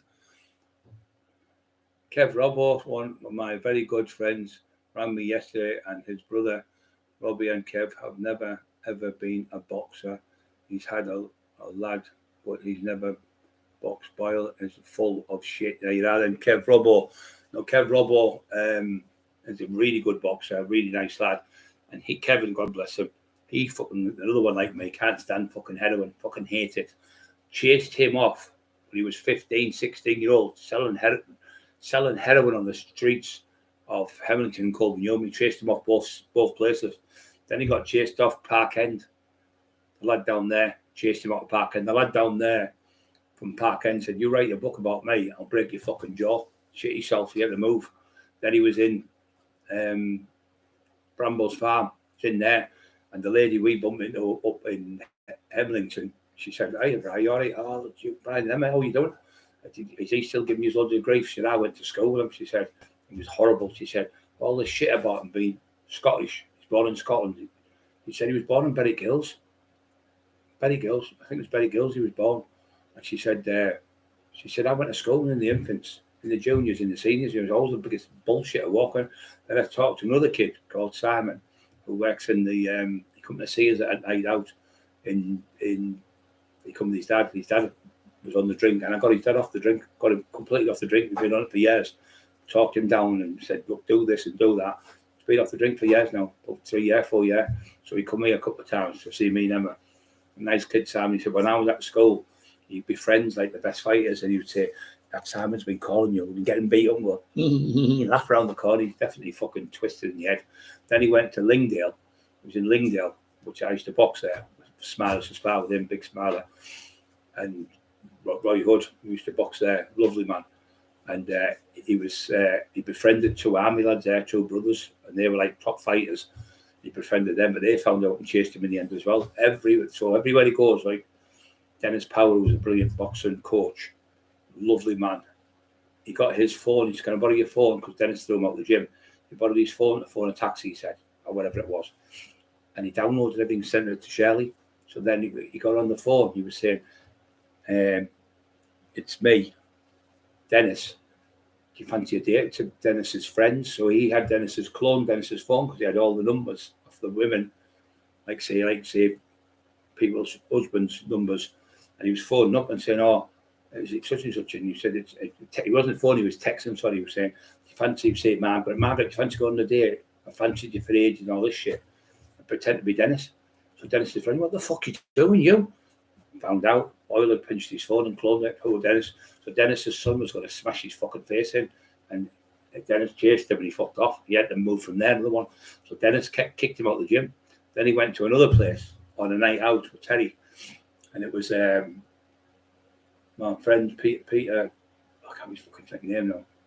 His uncle. Oh, Thomas. The Dave Thomas. Is it Dave Thomas? I think they call the gym on Snowden Roadway. He was in there, and they did a do for that gym, some boxing gym to make money for kids. So Jamie had 3. Terry got the 3 bottles between them. I'm at the pub giving them like a bottle of whiskey, say, a bottle of brandy, and a bottle of say Bacardi. So they put them up for raffle. Tin foil was pulling the raffle tickets out, and lo and behold, tin foil won all 3 bottles of spirits. They went, "I'll be Terry." There's fucking only 40 people in the pub, and he's won all the 3 fucking. Did all three raffles. It's fucking fixed. So they knew he was doing it again. He just can't help himself. He's just a scumbag. I went to a do with him. Ranston Hall, I think it's called. The ones with Newcastle way, Northumbria. And I went there, and the lad who owned it was called Kevin, I think. Anyway, I went up. My mate Dave. I was in jail with great lad from Durham. He knew him because he used to work for this bloke. Really multi-millionaire, big fucking Rolls Royces and everything there. So the army lads were there. It was like a night for the army lads, and it was like generals and all sorts with the uniforms, all with the red jackets and all that stuff on. And they were all in there. So I did a speech in the ring for the army lads saying, people, these are the real deal, blah, blah. I said, people say George Best, great footballer, such and such great tennis player, such a great boxer, Muhammad Ali, Mike Tyson. I said, yeah, they're great fighters and all that. But our real heroes are our servicemen and women who put their lives on the line in Iraq and at all these different places where we don't know about every day of the week. Every second of that day, any second of that day, these people could be killed by a landmine or shot by a sniper. They're our real heroes, not footballers that are on £500,000 a week, fucking playing 45 an hour and a half once a week, fucking £2 million a month. They're not heroes. They're good footballers, good for kids to look up to. But the real heroes of this country are the servicemen and women, and our doctors and nurses and our fucking national health. They're the real heroes on the front line, helping people to save people in the hospitals and stuff. And they were all clapping, like, had all the crowd stood up and everyone clapping. And the young lad come over. He was about 26. He went, "You're the reason why I went in the army." I went, "Why?" He said, "When you come round when I was doing drugs, and my dad said, yeah, go and see him and tell him to behave. And you come up to me and went, fucking stop fucking getting involved with drugs, or I'll be back round next week and I'll give you a fucking good hand." I did it for his dad. He said, "That day, About 2 or 3 weeks later, he said, I joined the army. So because of you, I ended up stopping the drugs, stopped selling drugs, stopped taking them, and went into the army. He had all fucking medals. I said, can I have a cuddle off you, son? Give him a cuddle. I said, I'm dead proud of you. I said, love the mum for you. And just like them little stories, you feel good. You're only helping people. But Ramsden Hall, I think it was called. But on the night, I didn't know this, that dirty, sneaky little fat, greasy bastard again got £500. He said, I'm just going to sell my books over. He was in the corner, so all the Hartlepool lads come. Because every time I went somewhere, there'd be like 12 to 15 Hartlepool lads, because I lived there since I was a kid. But they were younger than me. They were all Jamie's friends, and they were going, Donny Warren, Brian, Cockerill, and they were singing songs, all that stuff, and we were having a laugh. So I said, oh, the monkey hangers are back. You can tell, look, the monkey hangers are here. They're all going, yeah, and all the crowd were laughing. We were having a bit of fun. And he hated it because everyone knew me. No one fucking knew him. No one knew him, not a soul knew him. We're all coming from different areas, shaking my hand, getting pictures with me. So he said, I'm just going to see the lad to say thanks for the night and that. Because I said, it was like, you got like a 4-course meal, sorry. And we were sat there, and Maniok took us in the car. So we went, so Bobby come, I think Bobby might have come as well. Anyway, we were there. And the next minute, he got a phone call. I got a phone call the next day when we went, and he said, oh, was it all right, Brian? He said, tell Brian thanks very much. He said, I know 250 quid's not a lot. He said, but it was something to help him towards the costs and that. I went, what, 250 quid, Dave? He said, Jamie, well, got £500 off him, 250 for you and 250 for him. And a fucking slink, never give me a penny, not robbed me again. Dirty fucking horrible little thief. So he had the full £500 robbed me. He's just vile, he is. He's vile, fucking vile. And then he was pinching out of the fucking boxes, the money boxes in the clubs. At one of the, I don't know which boxing club, you know, you get the money like them boxes. He pinched the money out of that as well, about 30, 40 quid. He was seen putting it in his kit bag on the camera. He's fucking vile, pure thief, absolute thief. Never been a boxer. Kevin said he's never been a boxer. He's he's a hard lad. Yeah, he is a hard lad, Kevin. But he's a lovely lad, Kevin. He's a good kid. Yeah, you see what happens when you tell lies. You always get caught out in the end. You can't back these stories up. You can't. Does Tinfoil think he's a target? Because he's a fucking idiot. Because what he said, what happened? He went to Ireland to see this divvy little cunt in Ireland who was his friend. So he went to Ireland, and when he was in Ireland, he was running about with heroin in his pocket. And you know them fucking Irish people do not like drugs. IRA, UDF people, whoever they were, do not like drugs. So they found out he was coming over to Ireland every other month with drugs in his pocket. He was on a pedal bike going down the Folds Road, which is all Catholic nearly people. And he was doing a book for somebody. You know, my friend's a podcast over there, Ronan, a good lad, Irish lad. He said to him, a heads up here, Jamie, for you. Don't think you're going to rip these people off over here like Brian Cockerill and My 10 and Teddy Dicko and all that, because these fucking people will just put you in the ground. He said, these paramilitary people over here don't give one fuck. You'll just go missing, or you'll get fucking shot in front of your fucking wife and kids. So that was the reason. So he said he was doing a book. So these people then found out, they seen him going on about on the Jimmy O show, where he's laughing, going, when Paul Sykes used to have sex with him, it's bad, but it's off. Peter Fury told me this, he said. I was there when he was doing the interview. He said when he had sex with the young boys in jail, he used to put a page 3 girl on them, on the back of them, and bum them from behind and look at the page 3 girl like he was having sex with the page 3 girl. And then they found another one where he's on about where Paul Sykes, when he was in 1974, when he was at Blackpool as a lifeguard, he bumped into a 13, 14, and I thought he was going to say, well, he took them out for the day, and he made the day, took them out, got some pictures took and all that. You know, he said he slept with a 13, 14, he was having threesomes for weeks with them. And then he bumped into a 15-year-old girl. He started seeing her, and he took her to this house. They went from there. She went on the run with him. I think that was his wife, Kath.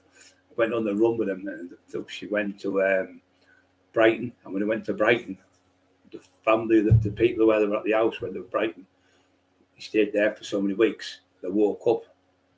Sykes had gone, and the girl had gone. And when they woke up, Sykes had murdered the little fucking kitten, strangled the fucking cat, That wasn't the first time he'd done it. He'd done it in Liverpool jail, because he confirms it. Charlie Bronson, he said he killed the cat in the jail. So that was 2 cats he killed. So he said, sadistic bastard. So there was a warrant out for him. But he said in his book, I loved schoolies, meaning like schoolgirls. So he put in the book, he said, I tried to get a virgin schoolgirl. Well, he had sex with her. I found out she wasn't a virgin. That was his wife. So what he used to do, this is Boyle telling the story, he said, Sykes used to get, when he was married to a Catholic order, he'd come home with prostitutes and make his wife have sex with prostitutes, and bring young boys home and have sex with young boys, and let him make his wife watch him have sex with young boys. And then he said when his sister come and lived with him, Paul Sykes' sister went and lived with Jamie Doyle. Because that book, Sweet Agony, was written by Paul Sykes 30 odd years ago. It was off the shelf for 20 years. All Boyle did was steal the book, get his sister to sign it over, and supposed to give her 50%, never give her a fucking penny. Him and Brenton got a dodgy solicitor deal, Brendan Hine told, because he was working in the office at the time, and it cost him £200 for that book. It was called Sweet Agony. He got a Kessler Award for singing it. I don't know what the fuck Kessler Award is, but he received singing for writing it, sorry. And he just stole that book. So it'd be like anyone's book, and just somebody's writing it. And he went, I done all the research. No, you didn't. And the thing is, he never gave that lady a penny. The sister, she come to live with him, he said, for 2 weeks. And he said when she was there, he said all of a sudden, ding, ding, ding, ding, ding, the bell went. Paul Sykes' ghost was living at my house. And I looked at him, me and Maniac was sat here. It was like a pillar here at a post. And he was over there. And we're like, I haven't behind the post thing, fucking like, when you bite yourself, you might have to stop yourself from laughing. Bite me hand in me and fucking couldn't stop laughing. So he said, when I was sat there, you're not going to believe this, but honestly, I'm telling you the truth. He went, he said, when I was sat there, all of a sudden, the glass went by like that. Never lifted off the thing, it was just on the table. It slid across the table, and he went, then it come back that way. And he said, Shirley, did you see that? You're right, I seen it. The glass just moved. Paul Sykes, he said, next minute, all of a sudden, have a look on the Jimmy O show. You'll see him. He's got a green jumper on. Proof to you, I'm not lying. You know I don't fucking lie. And all of a sudden, it turned into poltergeist. He was typing, it's me, Paul Sykes, write my book, Jamie. And I'm looking at them, fucking hell, you've just ruined yourself. You've made yourself look like a maniac. So he pretended, for more views again, that Paul Sykes was writing the book in his house on the typewriter. He said, so what I had to do, he said, that doors were bad and all sorts, so I had to go and get a Catholic priest. They gave an exorcism in the house and got rid of the ghost for 2 weeks. I had Paul Sykes' ghost there. So I said, obviously Paul Sykes was always raping people and that. So I said to him, when he was there for the 2 weeks, was he putting the willies up? Yeah, the ghost of Paul Sykes. He was fucking fuming, he was. I said, was you put the willies up, your Paul Sykes ghost? It was Terry Dicko was fucking creased laughing.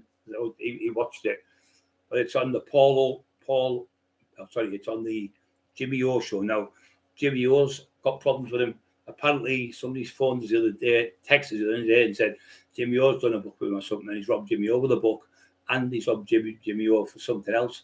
So even Jimmy O, because Jimmy O gives official topic talk, he's 3 strikes back on the Jimmy O. So he gave them back because he realised that Steve wasn't a bad lad. He found out that, he said, Jamie has used me to bully Brian Cockerill and Emma Cockerill. He said, I feel a fool.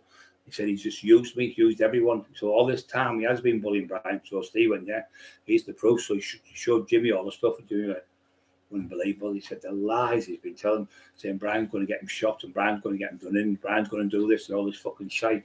So what happened, these people watched this, these Irish people, and seen him talking about the 13-year-olds, 14-year-olds, the 15-year-olds, and in Ireland, in our old days, when I was in the 70s, if we had a paedophile, like my uncles and that, would go around fucking batter them, smash the house up and chase them out the area. So the Irish people said, you don't ever come back to Ireland. If you come back to Ireland, even if you wear a fucking bulletproof vest, you'll get 4 in the head, meaning 4 bullets in the head, because you are one dirty bastard. He said, don't ever try and come back. So then he said there was a hit on him. So he said, in the middle of the night, he said 6 Irishmen come to his house with shotguns, and at 3 o'clock in the morning, threatened him. And then he said they went. Then they come back at 3 o'clock, for 4 o'clock in the morning, threatened him again. and went. Then they'll come back at 5 o'clock in the morning. So 4 or 5 times they threatened him, he said, and went away. So that was his excuse. But I think he only made that up. That bit, none of that happened. It was shite. I think he made that up so he could get himself in protection. So what he is now, he's under police protection in a safe house. But he was told not to go on. He said, I've been told not to come on. I'm on here. Your main man, Jamie Boyle. I'm not allowed to come on here, he said. So I'm not allowed to come on because of legal purposes. So he come on the thing and said, my life's in danger, it's at risk, people are going to kill me. And I've been told to not mention it by the police because I'll get in trouble because there's an investigation going on, which he's mentioned it fucking about 200 times. So what happened? I don't know, Andrew Tate, mate. So what happened is he was warned by the Irish people, if you come back to fucking Ireland, you'll get done in. So that was the warning. But he pretended all that shit about the shotguns. Why would 6 people come from Ireland at 3 and 4 in the morning with shotguns, big massive shotguns? Why would you put all them in the fucking back of a car? Just exaggerated more bullshit. But it got him a fucking put in a safe house. So he's in a safe house now. But he's all the books have been taken down. He's got no books happening. No one wants to know him. None of his family members speak to him. His brothers, sisters, uncles, nephews, none of them talk to him. They won't let him in their own house. The mum's frightened of him because of what he does. So they've all chased him. So he's been chased out of Middlesbrough and Teesside because of the lies he's been telling to Lee Duffy about me and about all the other people. And poor Marty Turner's not here. He talked to that old man for 2.5, 3 years, stole his books, stole his money, and pinched everything off him and tried to make him look like a fool. But Marty's passed away now. But the book was created by Marty 10 years or more ago, and he put it in the vault. So he gave Jamie to have a look at. Jamie got the book. Marty ended up getting COVID. And the priest said he's got his last rites. Boyle stole the book, went straight to Pontefract, where they had the print machine, printed it, put his own name on it, written by Jamie Doyle, from Boys to Champs, and then said to me, oh, Marty's passed away. So 2 days, 3 days later, I got a phone call off Marty. Oh, it's a close thing there. He got read the last rites 3 times. And Peter Robbo come on the phone. He said, oh, he's still bad, but he's always just asking us to make you aware he's okay. So all that lies he made up so he could steal the book, because he knew, like the Paul Sykes family never got an out. The Lee Duffy from Carol and them never got a penny. He tells a lie, said he's given them money. Roy Shaw's family, she came on, Tina Shaw. Carol met us with her, and Emma all come to the hospital to see us. And she came there, and the ladies were there with us and were making us food and stuff, so I was poorly. And little Evo all coming down, you and all that, and we were all sat there. But she said to me that he's running about, my dad got knocked out by Paul Sykes in jail, which is all lies again, made up shit again. She said, could I be able to go on your show, Brian, and expose him, because he's on about, he's doing a documentary on my dad, which was Roy Shaw, one of the greatest boxers, bare knuckle fighters ever. Massive beat Lenny McLean, one of the only people to beat Lenny McLean. Top, beautiful man, lovely person, lovely lady. So of course she can. So she come on to it. You, Jamie, if you know me now while I'm on the live, you tell everyone you've been phoning me, phone me now. Phone me now on the live and prove to everyone you know me. Couldn't do it because it was lies. You've never been in my house. I've been staying with, she's a lovely lady. We go out drinking. We're like that. We're best of friends. All the same bullshit what he tells me, all pretending he knows these celebrity people. She went, I've never even heard of you, and I don't have nothing to do with you. She said, I've seen what you've done to Brian, I've seen what you've done to Emma. You're a vile, horrible man, and your wife's the same, but she can fight for fun. Tina, and I mean fight for fucking fun, really fight. Obviously with her dad trained at a boxing, everything, you see, and she'd wipe the fucking floor with a fat cow in 2 seconds. But she said to Emma, she just fucking out to you, I'll be straight to her. So anyway, fucking the lies he tells. So Tina put it up and he was saying Tina was lying. So everyone's lying. Simon Ambler's a liar. Dale Brendan Hyde's a liar. These come on. Terry Dicko's come on is a liar. Marty Joseph Turner, he's a liar. Carl Edwards a liar. Carl Edwards' families are all liars. Kevin Kiltley, Richard Kiltley, and his other brother, his other son, I can't remember his name now. They're liars. Every single person has come on. Stephen French is a liar. fucking, what else was a liar? Dale Brendan Hyde, the author, written the books. He's a liar. Every single person's a liar apart from him. But you're the only one who's in the police house, and you offered Dale out because Dale's a bare knuckle fighter from the Wakefield, and he knew everything about Sykes. You give him all the input on Sykes and ripped him off. Never give him fuck all, never give him out, not a penny. So he kept the money for the book, him and Brenton. So they started doing on dead people thing. So doing on dead people, we won't have to pay them because they can't sue us and take us to court. So that's how they're doing it. That's how they're doing it. Just disgusting what he's been doing to people. But the thing is, the great thing is now all the good people, we've all stuck together. We're all become friends and that, and we're all like family now, which is the great thing. We've got like a great family now of people who we didn't know, but they've all been on the same page and all been bullied off the same person and all been conned and tricked and manipulated and lied to. And he said, she said, he said, she says. When I was speaking to the woman where he was from, Berry Hills, she went, all his life he's just gone from one to another causing trouble. He just loves it. He loves like fucking Hilda Ogden. He's like, he just loves, she said, and he said, she said, she said. He makes things up about people. So then he sits back with his popcorn, he's like that, laughing his head off, and his wife, they love winding people up. And then when people go to fight him at his house, he just phones the police, 999. He's got speed dial on his phone. He's a known snitch. The whole of Teesside know he's a snitch. And he's been a grass for years and years and years, and he's got away with it. He's done 2 books on 2. This is the truth. This, you think I'm making this up. He's done 2 books on 2 high-ranking officers that couldn't stand me and Lee Duffy. Fucking hated it. One was in the trial for the Lee Duffy murder. He's done 1 book on him, and he's given him information, this cunt. So I've phoned the Emma phoned the police complaints and said, with an officer who was involved in a murder where the person's gone now and the family can't get information, like Carol and that can't get information, and his daughters and that, and his son and his mum and his dad couldn't get information, his brother and that, and he's got his sisters and things. They couldn't get information, and now Tinfoil's done the book with this copper. Now he said this about Lee Duff, he said that. Now whether he said it or not, we don't know, but he just puts more on it, embellishes it, and puts his own spin. So that copper writing a book on somebody who's died in Teesside, who was killed in Teesside, whose loved ones are still here, who can't get fucking any information about Lee, but Tinfoil can get it. Oh, this is what happened, and he's got stabbed there, and he got this, and he got that, coming out with loads of shit, and then torturing the lads who did it, who it was 32 years ago, bringing it up and bringing it up. He's just fucking horrible. But everyone knows where he's at now. So he sat on the show, sat there like this, spinning himself on the show, and Sean Atwood, and I phoned Sean to get that fucking off. I can't tell you what he said, but he called Lee's mum really, really bad. And he called Lee's dad really bad. I went, get that fucking, so I said, get that off, Sean, I'll fall out. I got hold of the wild man, Peter, and Peter said, we took her off.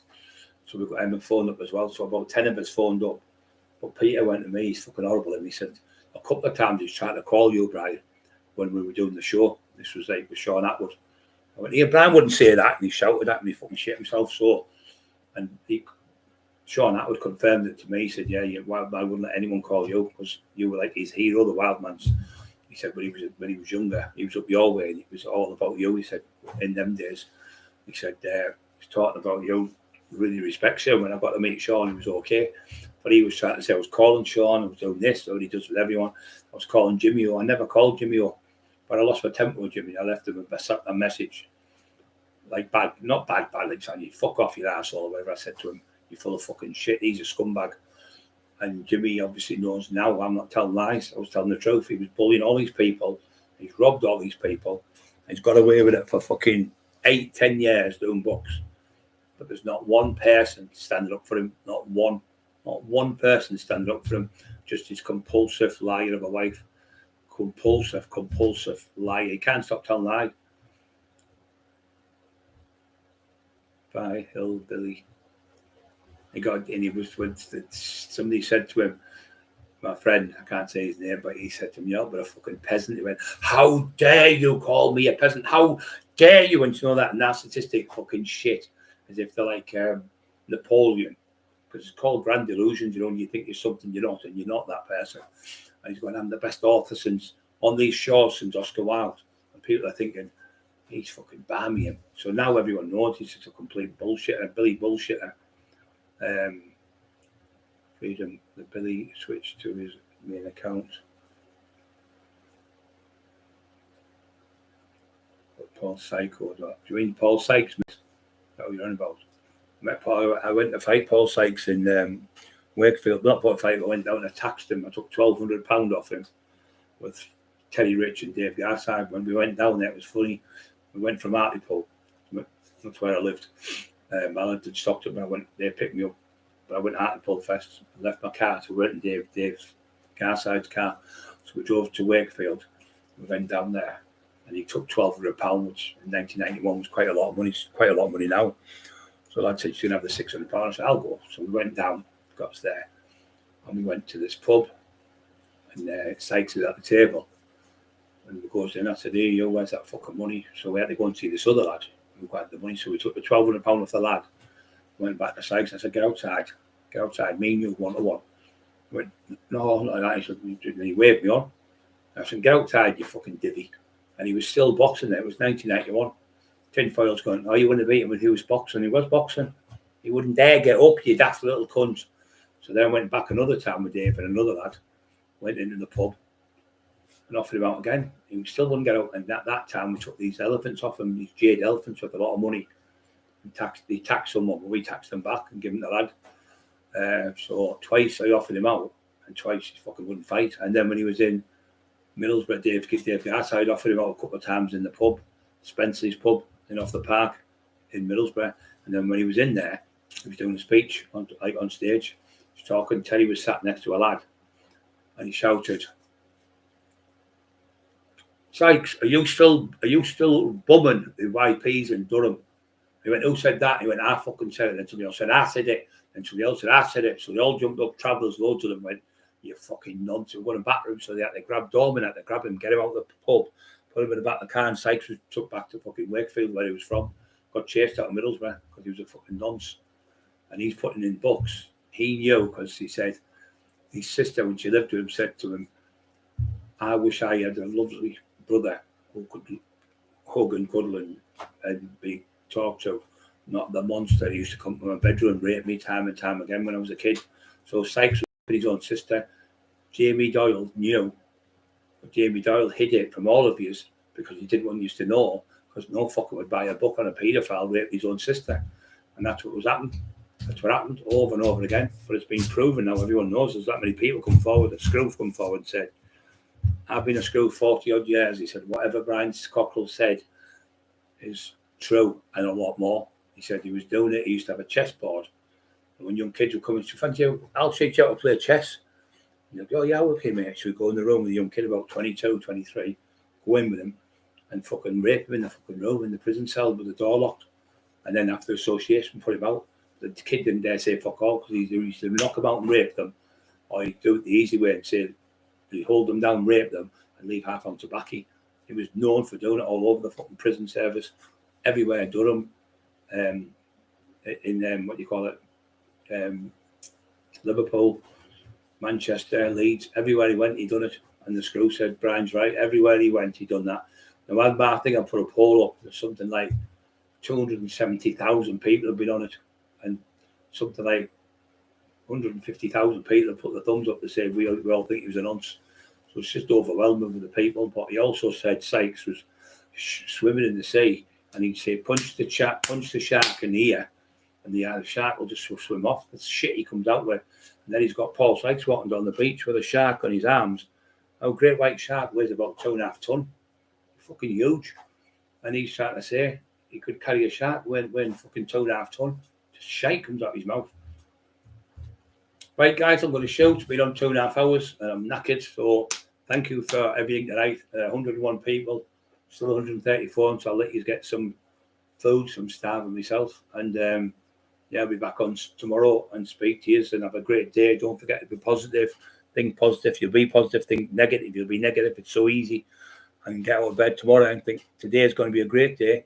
Either if it's raining or whatever, do something constructive, even if you're sitting in the house. Do it like some job you've got to do. I'm going to do that job tomorrow. Or I'm going to do that garden. Or I'm going to do the fence. Or I'm going to put my curtains up. Or I'm going to paint that wall or whatever. and have a good day, guys. So thank you very much for listening to me. Love yous all. Great people. Get this fucking daft thing. Here we go. 3 years to get it on. Here, go on. I had it then.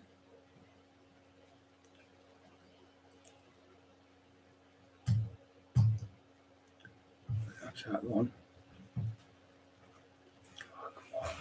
I do now. Everyone's pissed themselves. See, he's saying I'm trolling him on these computers. I'm going to can't turn the fucking things off. He fucking does me head in. Okay. Sometimes you get it and just work straight away. And other times you're there fucking day a week. How the fuck? I tell you what, I don't know, you can fucking use these things, drive me fucking bonkers. Up, then, up. That's it, I've got it, I think. Come on. Oh, I've run out of fucking things in the way. No room there.